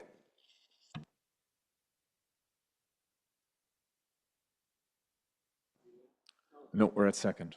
So now when I was nodding, I was going, yes, now's the time to. My apologies. No problem. I'm glad I asked. I hope you'll bear with me. We heard a lot of passion and eloquence in our last discussion about an overbearing provincial government trying to take some sovereignty from us. And I'm going to try and highlight in the next few minutes as to how I think they're continuing to do this in this bylaw. This bylaw, there's details in here that are very concerning, and I think should concern all of us. If I can draw your attention to page 72. Starting on page 72, there's a bunch of definitions: employee housing, cooperative housing, non-market housing. When you fit this into the old bylaw, which was written in 2017, they're just additions to the definitions of what housing is. And I see no offense to this as definitions, if you will.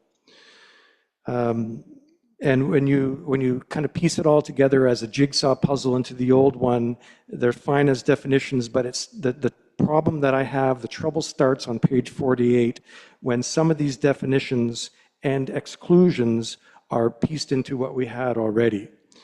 As an example, this would fit into page 47 of the last of the 2017 bylaw. These employee housing, cooperative housing, non-market housing, and supportive housing would be excluded in some of the rules that we currently have. In the R1, R2, R3, R4, and R5, these things would be allowed under what we have here before us tonight. They would be allowed, in fact, we wouldn't be able to have much of a vote on it. We certainly wouldn't be able to have a public hearing on these things. In fact, there would be exemptions with regards to minimum lot size and lot width. And our maximum heights would go from 10 meters, 10.1 I think it is, to 13 meters.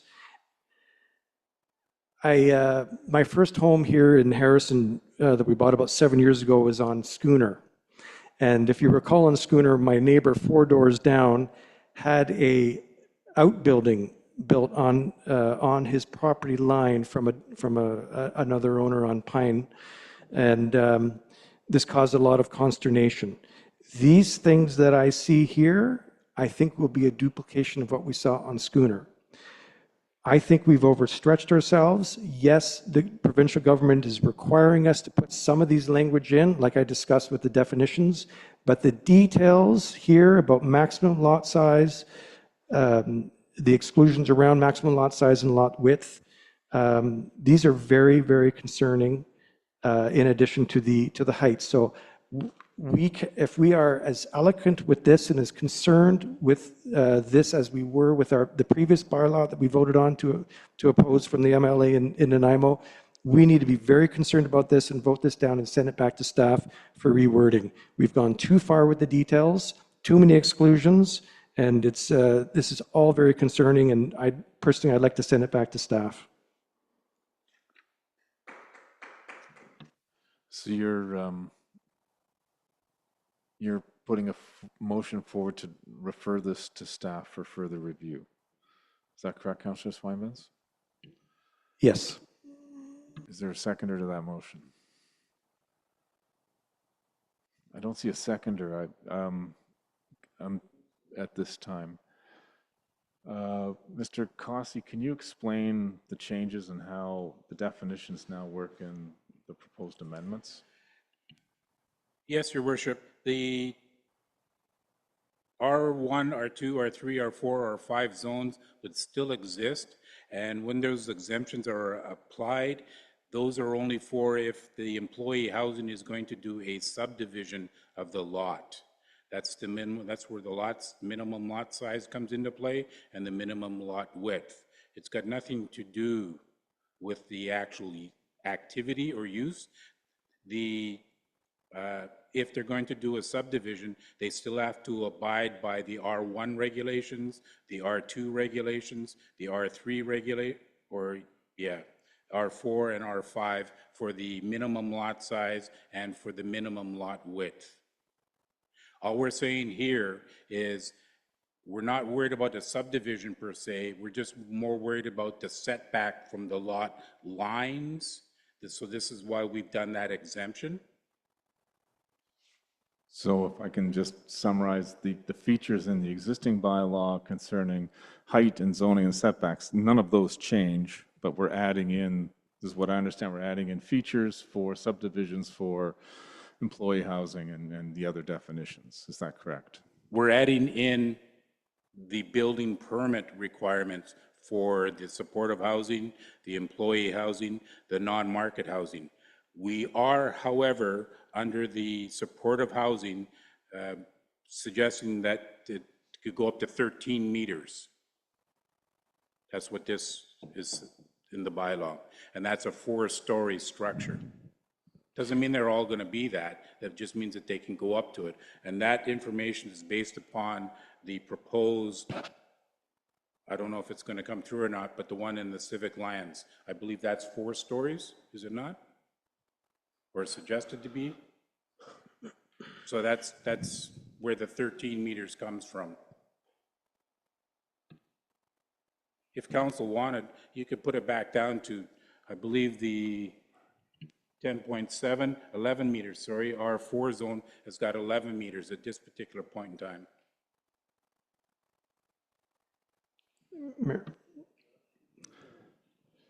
So just walk me through this a little bit slower here. None of the existing zoning changes, but now we've got a definition for non-market housing and supportive housing in here. And with that comes a different set of rules and regulations or setbacks and restrictions? That is correct, Your Worship. The R1 zone still exists, the R2 zone still exists, the R3 zone still exists, the R4 zone will still exist, and the R5 zone will exist. If, however, though, somebody wants to put an employee housing on an R2 lot, then they just follow the requirements of the, or they want to put it onto an R2 lot, then they just follow the setback requirements of the R3 zone. Because there is going to be no subdivision of these parcels of land. The land already exists. So this is just to acquire the building permit to put up that type of employee housing or housing cooperative or non-market housing or the supportive housing.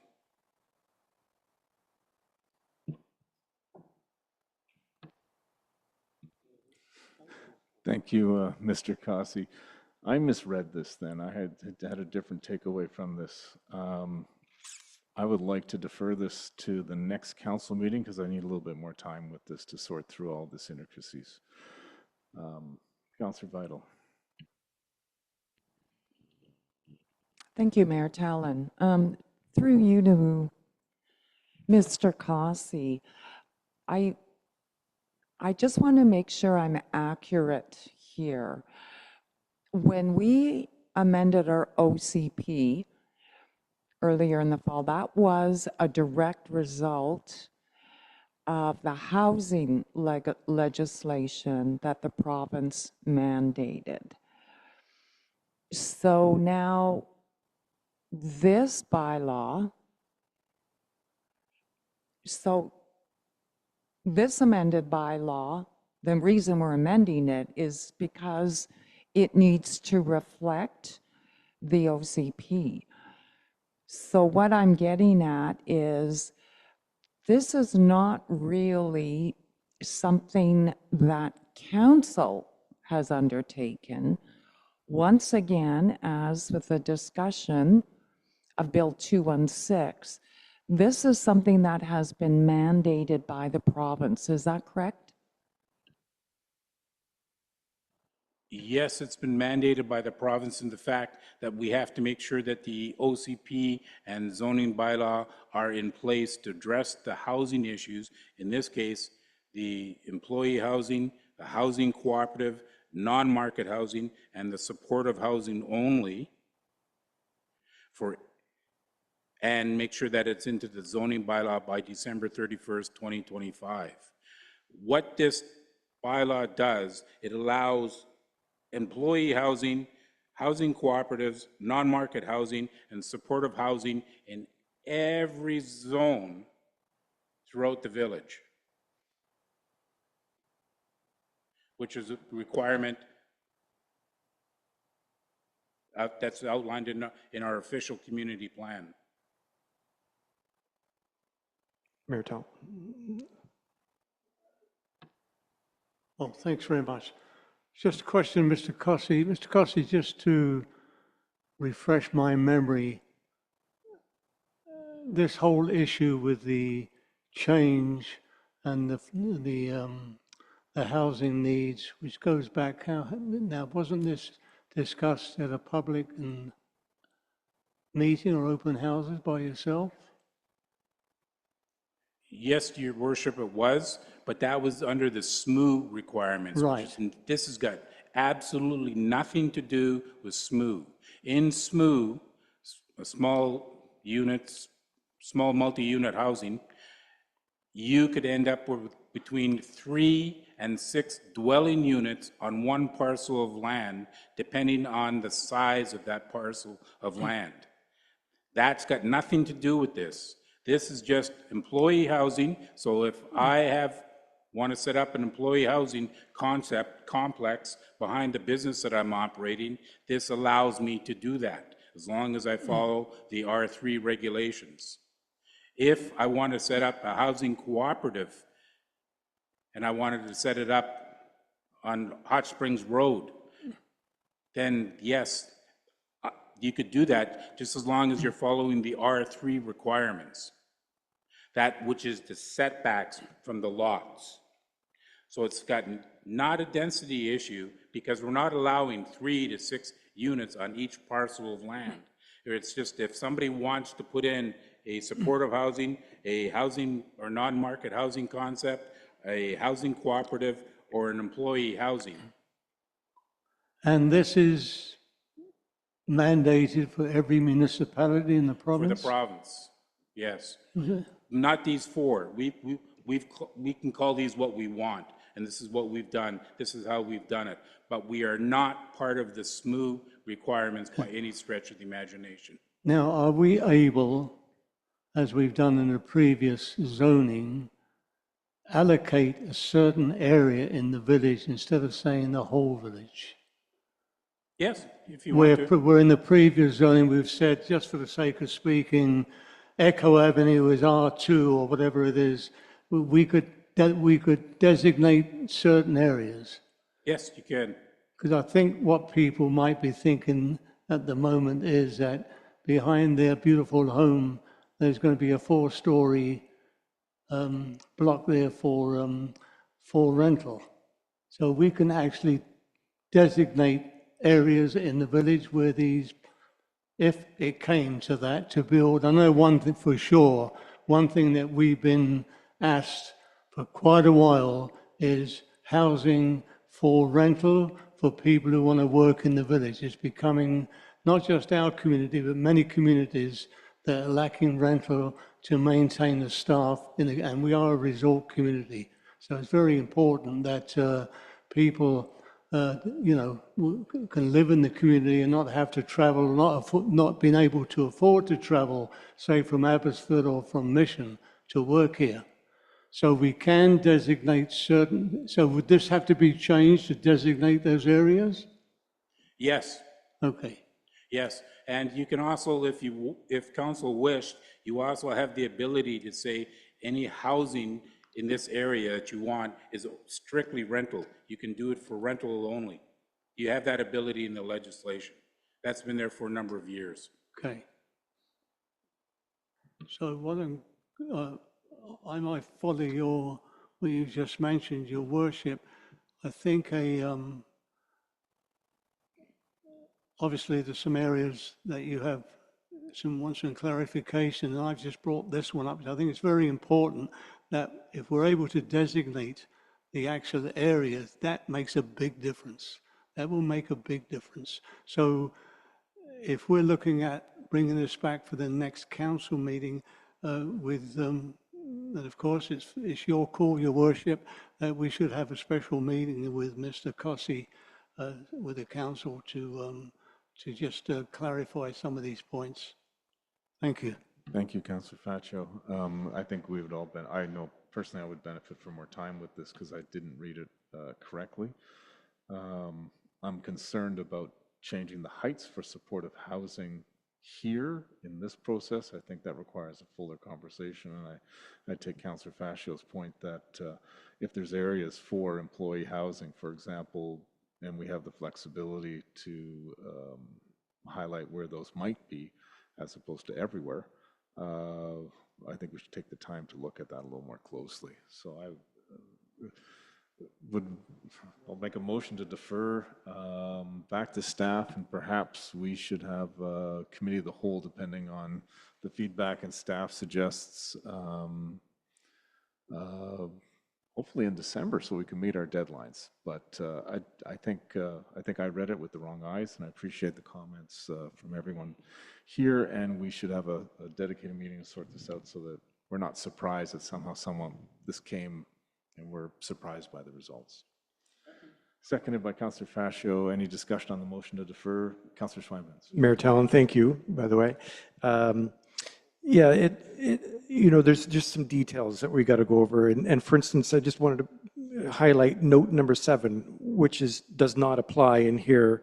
Note number 7 is a setback of 6 meters is required if abutting against a residential use or a residential area. So if we allow this supportive housing in there, some of these notes don't apply. And I just think it could really damage some areas. And to Councillor Faucho's point, we might want to allow this in some areas of the community, but not all. And I read this like I was in grade 7, and I pieced it with the old 2017 bylaw, and it just didn't sit right with me. And I'm glad that we're sending it back and having a more fruitful discussion about it. Call the vote to defer back to staff on this. All in favor? And that carries. Stay tuned. We have a little bit of work to do in December. Important work. Item 16B.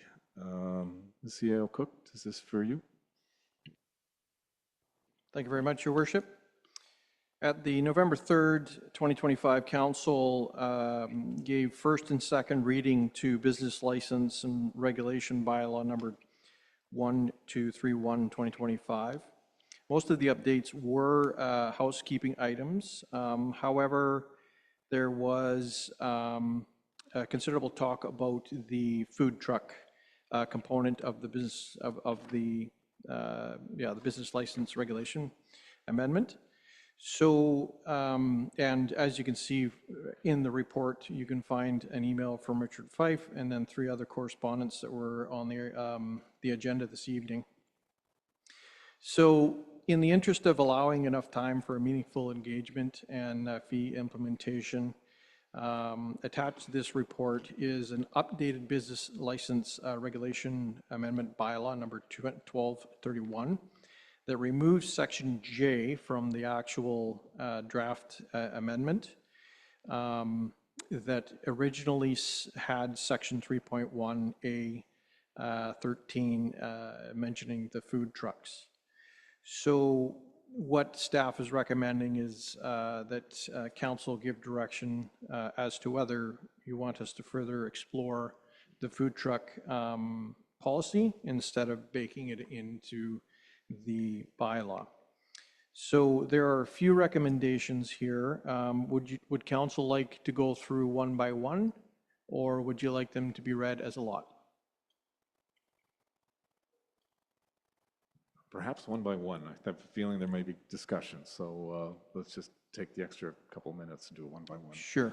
Okay, so the first recommendation is that second reading of the Business License and Regulation Amendment Bylaw, number 1231, 2025, be rescinded. Motion to that effect. Moved by Councillor Vital, seconded by Councillor Faucho. Discussion on that? I don't see any. I'll call the vote. All in favor? That is rescinded. Next one, CAO Cook. Thank you very much, Your Worship. The next recommendation is that Business License and Regulation Bylaw number 1231, 2025 be given second reading as amended. Motion to that effect from Councillor Jackson, seconded by Councillor Vital. Discussion on that? Councillor Faucho. Thank you, Worship. I appreciate the work that staff have come back again after our last discussion on this, but I am not happy with the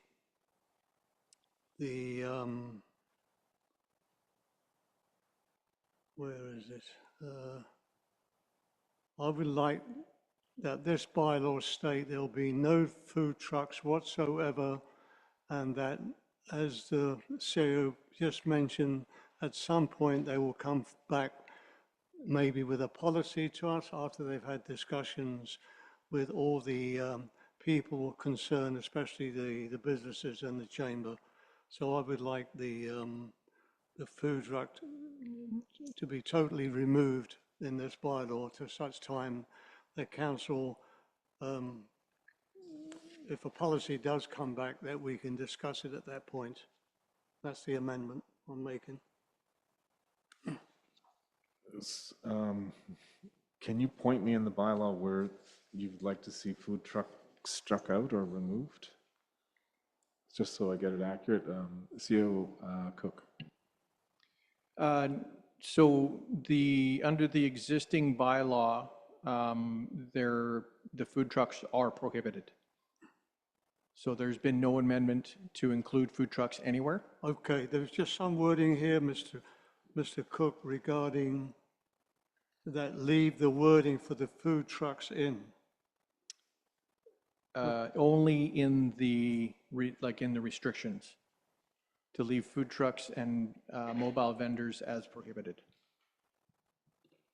That's what I'm saying. Are they still allowed on private property, or so totally off of the bylaw till such time that you, if you do come back with a policy, I beg your pardon, through you, Your Worship, come back with a policy to further discussion by council. So they're totally out of the picture. Okay, that's fine with me. Thank you, Your Worship. That answers your question, so it's no, okay, it's not in there, and if we, yeah. Any other discussion on that motion, second reading? So just to clarify, I've got the old one here. Mobile vending and food trucks are prohibited, but we're adding except on private property or for a one-day event as permitted. We're adding that. Like it's.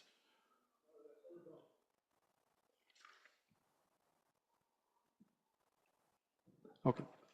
I think that's been removed. Everything has been struck out. And if I understand, the recommendation is just refer the whole food truck matter back to a larger policy discussion. And if something arises from that, we'd have to practice Okay. bylaw open again. Mayor Talon, if I may, so do we have to vote on that? So there's no amendment. Okay. Mayor Talon, if I may add something for comment then, if that's okay. I've got the old bylaw here again. It's helpful to read the old bylaws. It was provided to us a couple weeks ago. On page 16 of the old bylaw, under sections 3.1, it's got a bunch of prohibited activities. And I have some issues with these things being prohibited, quite frankly. One of them is buskers and busking. And friends of mine have complained long that, it can at times feel like a no-fun village. And I've been to many other villages in BC and in Europe where busking is a great form of entertainment and culture. And I think it would be fantastic to have busking in the village. So in addition to the discussion and investigation about food trucks, I would like to add that, if I could. That's item number 2 under 3.1. And also door-to-door sales of any type is currently prohibited in the village. I'm not sure if people are aware of that. And again, speaking under the lens of as a dad, both of my boys spent summers working for Student Works painting, going door to door, selling services for painting for their companies. And for young people, it's a great way to build communication and sales skills and business skills. And I wouldn't want to prohibit something like that. When you prohibit door-to-door sales, you're prohibiting Girl Guide cookies being sold, anything that you can think of, maybe even campaigning. And I think that we ought to update our policy about those two things, the busking and the door-to-door sales. And if you need a motion to that effect, I will, but I think there's more comments. So if I understand, Councillor Swineman, you're proposing a motion that the bylaw be amended to remove as prohibitions, no longer have a prohibition on busking and door-to-door sales. Is that correct? Mayor Town, I don't know if I'd win that vote. So perhaps my motion would be to send it back to staff for investigation. See lots of hands here. This CAO Cook, maybe some guidance on procedure. Yes, thank you, Your Worship. What I would recommend is, if it's okay with council, as long as there's no further amendments, of course, that this be adopted as it is now. And further down in recommendations is we could amend that recommendation to include looking at the prohibitions as a whole.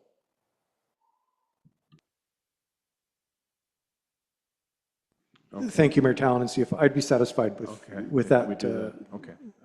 Councillor Vital. Thank you. Mayor Talon, there seems to be quite a discussion on the amended bylaw. I'm going to make a recommendation that it does go back to staff.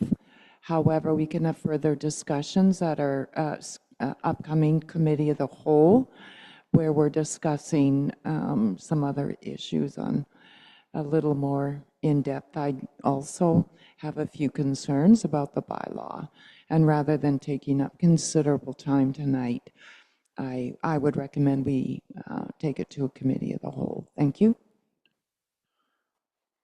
Okay, so motion from Councillor Vital to defer this to upcoming committee of the whole meeting where we can have a more fulsome discussion, and staff's been put on notice about the exclusion list and how we should have a better discussion on that.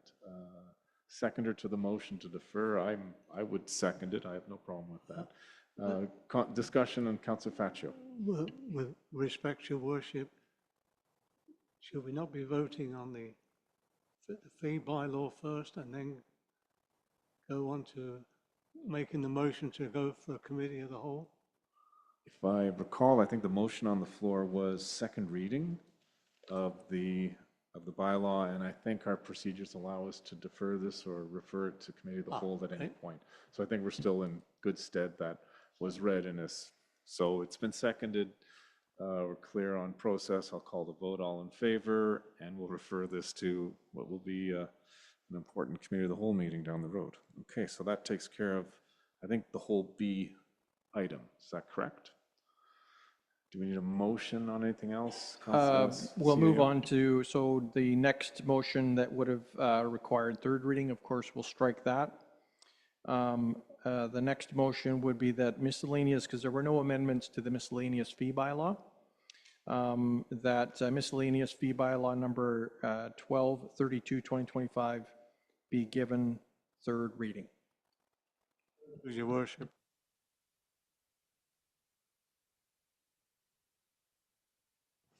Sorry, moved by Councillor Faccio, seconded by Councillor Schweinbenz. That's the miscellaneous fee bylaw. Okay, discussion on that motion. Councillor Schweinbenz. Sorry, and I'm not going to be able to find it quickly.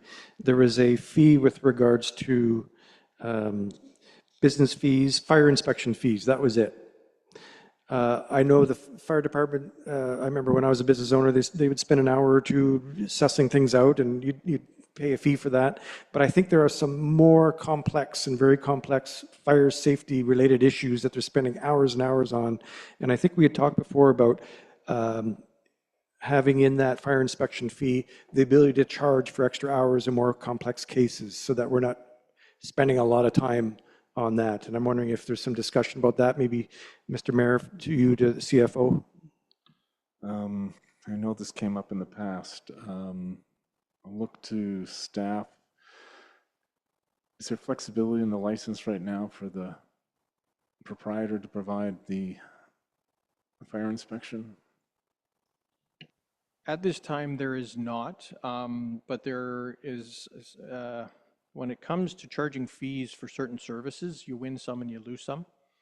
Now, there was some discussion about, the larger facilities that require perhaps a little bit further investigation.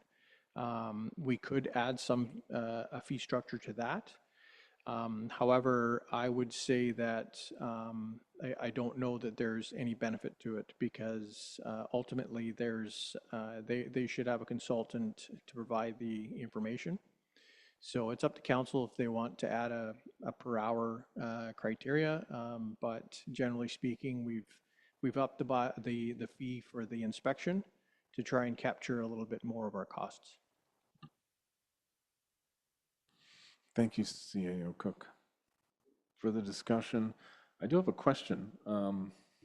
The false alarms for the fire department they receive, would this allow us to recover costs from the SenseNet system for what I understand to be a number of false alarms for fires that don't exist in the forest?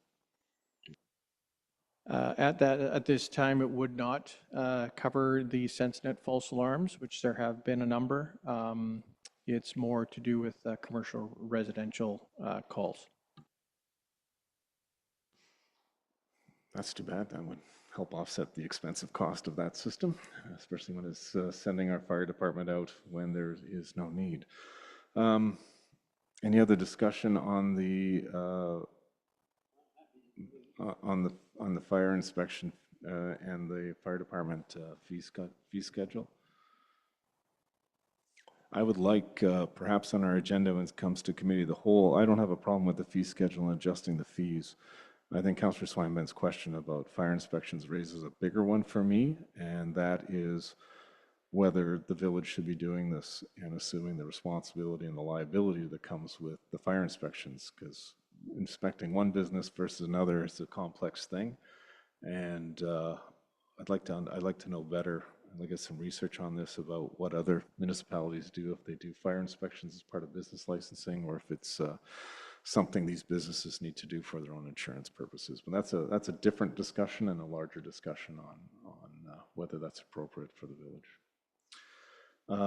If there's no further discussion, I'll call a vote on the motion. All in favor, and that carries.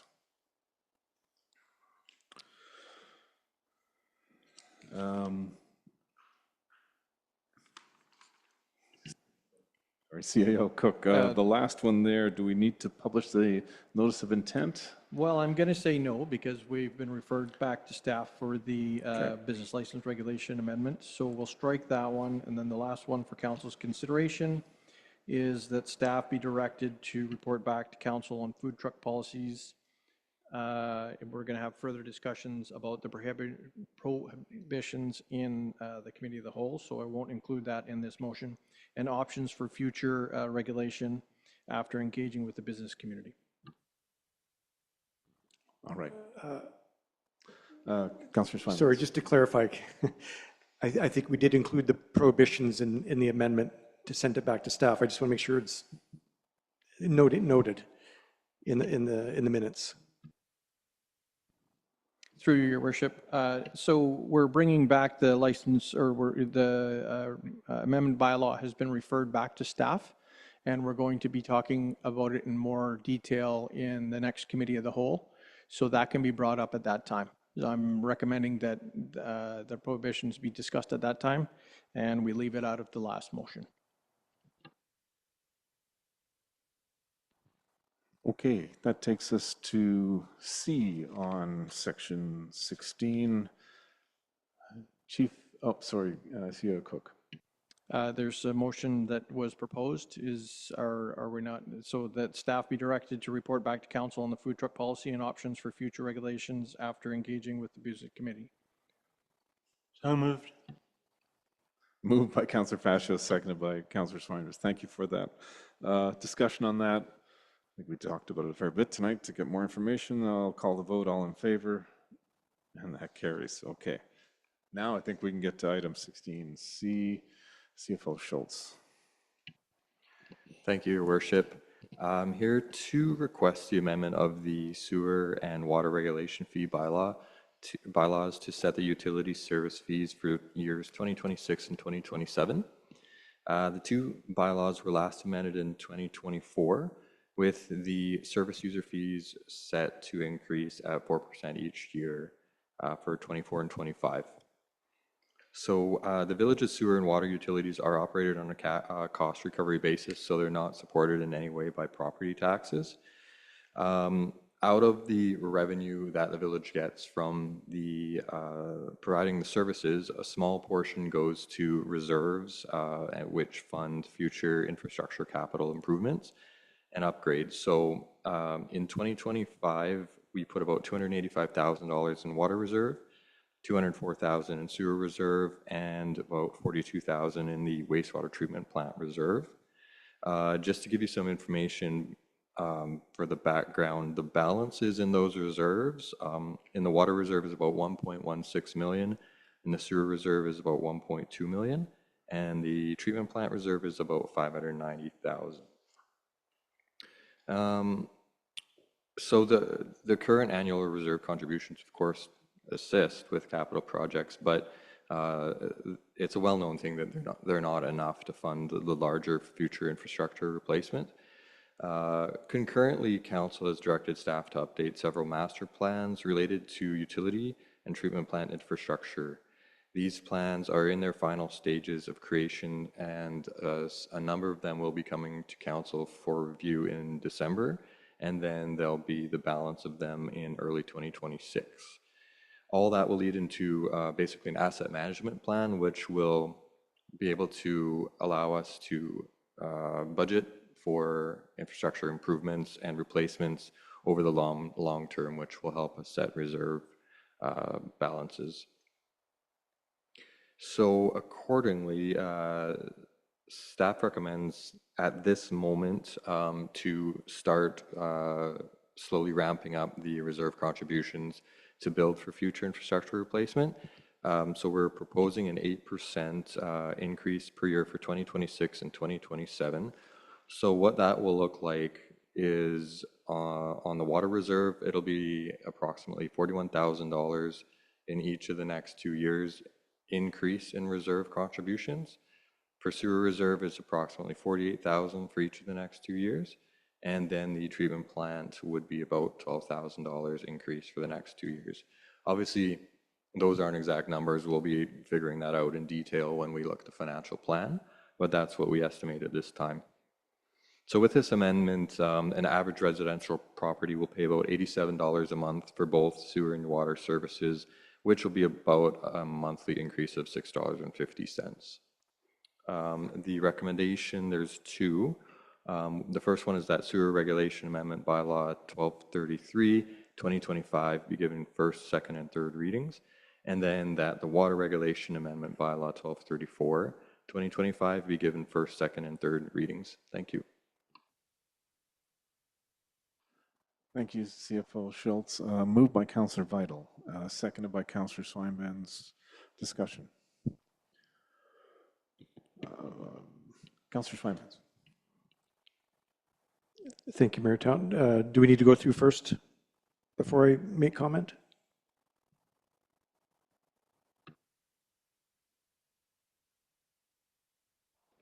I think the motion was first, second, and third readings. Okay.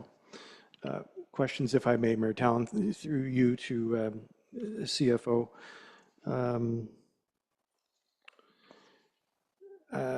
My only experience, I don't pay the bills in my family, and my only experience with water was in Abbotsford, and I'm pretty sure we had smart meters. Do we not have smart meters here, or is that a technology that exists at all? CAO, someone? CAO, it looks like you get to answer this. Well, thank you very much, Your Worship. So there is technology that is smart meters, but we don't have that currently. Some of the larger municipalities have a system that is placed within the meter box, and they drive around with a vehicle, and it automatically collects the data. We do that by hand. We do it by hand per dwelling? Yes, we do it per dwelling, and then also with the bulk meters on the larger complexes as well. Okay, I'm confused. I didn't see any prices per cubic meter. The only thing that I saw was per dwelling and per linear meter along a roadway. That's how I said. I don't see here where it says water use, water charged per cubic meter, like a smart meter might be. I'm just confused. Good question. CFO, I think you have the answer, perhaps. Yes, thank you, Mayor Talon, through to Councillor Swineben's. As newer homes are created and built, we are installing meters. However, all of the older homes in the village don't have meters yet, so it's going to be a long process until we can move to a fully metered rate structure. So basically, with residential properties, it's per dwelling is how we charge now, and then the commercial properties are metered, so then we do use a metered rate and bill them quarterly. So I hope that kind of answers your question. Yeah, thank you. I just, in the environmental world, it's all about user pay. And I think we're trying to encourage water conservation. I know we live in a rainforest, but more responsible use of our resources. And I think if we could charge for what people actually used, I think that'd be a more intelligent system. And it sounds like we're going to be getting, I hope in the next year, some kind of an asset capital plan, asset management plan, and maybe that'll include a provision for smart meters. The only concern I had also, Mayor Tallon, if I could, is two questions. Number one, is the commercial increase the same as the residential increase? That you referenced an 8% increase for residences. Is that the same with the commercial folks? I don't want to overburden them with any extra costs. And secondly, there's a couple of campgrounds on Hot Springs Road that are charged per linear meter and per campsite, but they're not connected. Like the individual campsites themselves are not connected. Just the property is itself. Yet they're being charged, I think, as if they were a fully connected and fully serviced campsite. Two questions there. I'm not sure if I'm clear. If you can give me some answer there. Someone from staff able to answer that? Yes, thank you, Your Worship. For your first question, is the rate increase would be across the board. So it would be residential and commercial properties. The second question on the campground, I'm not certain which one you're talking about, so maybe we could chat about that another time. But basically, the campgrounds that are connected to water and sewer services, there would be a charge per campsite, and then as well as any outbuildings and showers and pools and whatnot. So more than happy to have a conversation. Yeah, I agree. Responsible stewardship, if you don't measure it, you don't manage it. And if you don't know how much water you're using, you might be surprised. So having meters at some point would be helpful. I think this is this matter of changing the rates, increasing the rates for water and sewer service facilities. I think it's an important one. And I think when I look at this, I looked at it through the lens of sort of stewardship as a council. I think coming into this, I'd be fair to acknowledge that past decisions by former councils have left the books in good stead. Don't have any significant amount of debt. There are reserves. There's been sound financial management. I know the work going forward on the master plans for the water and sewer will really help identify if there are gaps and with expected replacement costs. I know some of these numbers seem large. When you see 200,000 and 204,000, I'm pretty sure our director of operations would tell you how much or how little several hundred thousand buys when you start replacing pumps and lift stations and you're doing that kind of work. Looks like big numbers, but they can be overwhelmed very quickly. I'm very much aware of this. I've read how North Vancouver property, the overruns in their wastewater treatment replacement project per residence will charge, just for the extra cost, $600 per property for the next 30 years. So there's, cautionary tales. I've heard with colleagues at various conventions how some community governments have decided to draw down reserves to avoid price increases and hold the line, and then wind up with very difficult conversations for future councils looking at 38 and 40 and 50% increases in huge numbers so they can build backup reserves. Coming into this council as mayor a year ago or so, finding the books in really good shape, I think just impresses on me the responsibility we have as a council to leave it for the next council in as good or better shape. And I appreciate the advice from staff when they recommend an 8% increase this year, coming to $650 a month or $87 a year. It's not zero, but it's also not $600 a month or $600 a year either. So putting a little bit away today. I view this, I asked our CFO, this isn't a tax grab, and he said, no, it's not a tax grab. The costs, probably an expectation of increased costs for just providing the water and service is around maybe 3 or 4% natural increase in just the cost of labor and materials. And then that still leaves that 4% or so that can go back into reserves, and we have a little bit of a cushion and a buffer. So I'm in favor of this, knowing that if the money isn't spent next year, it goes into reserves for when the village needs it down the road, and future councils have that benefit. Councillor Faccio. Thank you, Your Worship. Being involved with this with Councillor Jackson for many years, it's only recently that certain parts of Hope were on boiled water. We're very fortunate in Harrison Hot Springs. We have a great water supply and a great sewer plant that does have capacity, not what we hear from some folks, that doesn't have the capacity for extra development. We do have the capacity. It's a well-run wastewater treatment plant. I mean, the regional districts alone, if you want to add water down one of your rural streets, you're looking at a service area charge, which they have to borrow the money to put that in.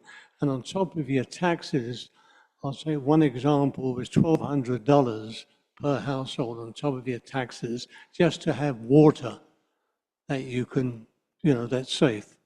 But people are prepared to do that. So we're very fortunate in Harrison, and we know over the course of the years when something has had to be replaced in the wastewater treatment plant or the water plant, it's not cheap. So this idea, like the worship just said, of having those reserves, they're good. They're there for a good reason. They're not there to make us feel rich, but they're there for when they're needed to replace this much needed service that we have for our residents in Harrison Hot Springs. So I have no problems with the fees, but they should realize, I'm sure they do, many of them, that it's great to turn that tap on and flush your washroom and everything is working. So just a few words. Thank you, Your Worship. Thank you, Councillor Faccio. Yeah, all right. No further discussion. I'll call the vote. All in favor? And that carries. Is there any new business this evening from anyone? I don't see any notices of motion tonight. Not aware of any. I don't see that. 19 on our agenda, question period for items relevant to the agenda. Is there anyone in the gallery tonight that would like to address council? Please proceed. I just would like to ask a question or talk about the water meters. I think I read somewhere in the bylaw or the OCP where new builds, as stated, had meters, but old homes didn't have them. I'm just asking, is there a plan or something in place to get the old homes on the meters? Or is it just kind of a stalled situation and nothing's happening? I know working on master plans for the water and sewer generally, is the metering part of those larger plans in the long run? Is anyone on staff can answer that question tonight? Director of Operations? Thank you. Yeah, we're still in the reviewing process of the master plans, but generally adding meters to properties can have a high cost from anywhere from about $3,000 to maybe $10,000, depending on what's needed to have meters. So having a large cost throughout the municipality is a big expense, but there are grant programs sometimes that come available, so that's something we'll keep on our radar. Thank you, Director of Operations. Thank you for the question. Please proceed. Yes, Mr. Mayor. John Allen, 398 Hot Springs Road. My question relates to Bill 216 and also to Zoning Bylaw Amendment 1230. I'm very confused about the fact that on page 70, 464 says that an official community plan is A government is not required to hold a public hearing if an official community plan is in effect for the area that is subject of the zoning bylaw. I don't understand what that statement is doing here, because it has long been a requirement that before you can have a zoning bylaw, you must have an official community plan, and it must cover your complete municipality. So I think maybe this is a misprint, because it's long been the case that you must have an OCP as a prerequisite to having a zoning bylaw. However, Bill 612 introduces a situation where the developer effectively hires and appoints his own approving officer. And that obviously is unworkable, because it simply cannot be that the whole village of Harrison Hot Springs or democratic election process or election of a council and the hiring of staff to regulate land use is being thrown out, and the developer can say, I am going to appoint a QP who will approve my development, and you have to live with it. And the lesson that I've learned is that the QPs that we have experience with are the QPs that are required for riparian setbacks and assessment of riparian areas. And I was horrified on looking into that to find that all of those QPs simply write up their report and send it to Victoria and get a rubber stamp on it. And then it comes back to Harrison or other municipalities with the rubber stamp, which seems to be sold as being an approval by the province of that report. The reality is that there's one guy in Victoria with a rubber stamp who does not read any of those reports. And they're coming back with no oversight by anybody in Victoria as to whether they're good, bad, or indifferent. And that is completely fraudulent, in my opinion, because they're being sold to us as having had provincial approval. When I inquired about the agrologists who are supposed to set standards for those QPs, they're not interested in any of that, and they don't set any standards, and they don't regulate, and it's a complete sham, the whole QP thing, as far as riparian setbacks are concerned. My concern is that if it's so much of a scam or a sham, that the QPs that we rely on for environmental protection, if that's going to be the same system as the QPs who are hired as the approving officers by the developers, the whole thing is just a sham. And I think that we need to be very cautious in even starting to accept any of this, because it will mean that we have completely lost control of all development in our own community, and that simply can't happen. And my question is, will Council take a much stronger stand on this, and perhaps stand with Mayor Sager from West Vancouver and say, this is nonsense, we're not playing that silly game? Thank you. Thank you for your comments. No, the OCP amendments required a public hearing, yes, and legislation prohibits public hearings for bylaws. And as strange as that may be, that is the law. That is the Local Government Act. As to, there's comments on the field, and as to opposition for the Private Members Bill 216, I heard very clear, strong language that this council is not in favor of that and will write a very strong letter and take whatever meetings and offer support to whomever to have this pulled. Question from someone online. Yes, thank you, Your Worship. Julie has their hand raised. The floor is yours, Julie. Hi. I have strong opinions. I don't usually speak them because I'm nasal and I have birds in the background. But I was a management accountant for small business. And my objective perspective is that, one, you can't allow food trucks. I go there and the weather's off and there's no one there, and these small businesses are paying taxes. That's not fair. But also, the small businesses do not change their menus and are not enticing. So that's my perspective on that. You should not allow food trucks unless it's a special event. It's not fair to the ones who are there every day paying taxes when the weather sucks. It's not fair. It's not fair. This is what I did for a living. But in turn, I've been here for 3 years and no one's changed the menu.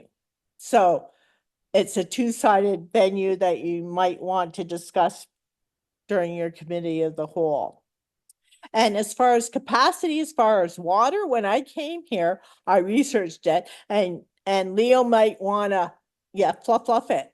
But no one has paper and pen saying this much is coming in, this much is going out, and there's no capacity being monitored. So that's my input as a management accountant.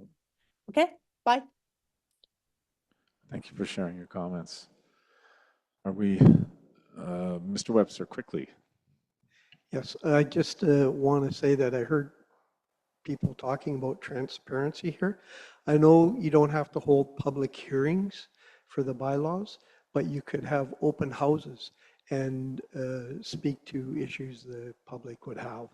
So, I mean, there is ways you can work it so you don't have to have a hearing, but you can have open houses and talk to the community. Thank you.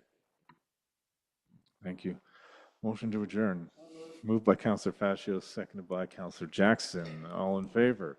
And we are adjourned. Thank you all. Oh.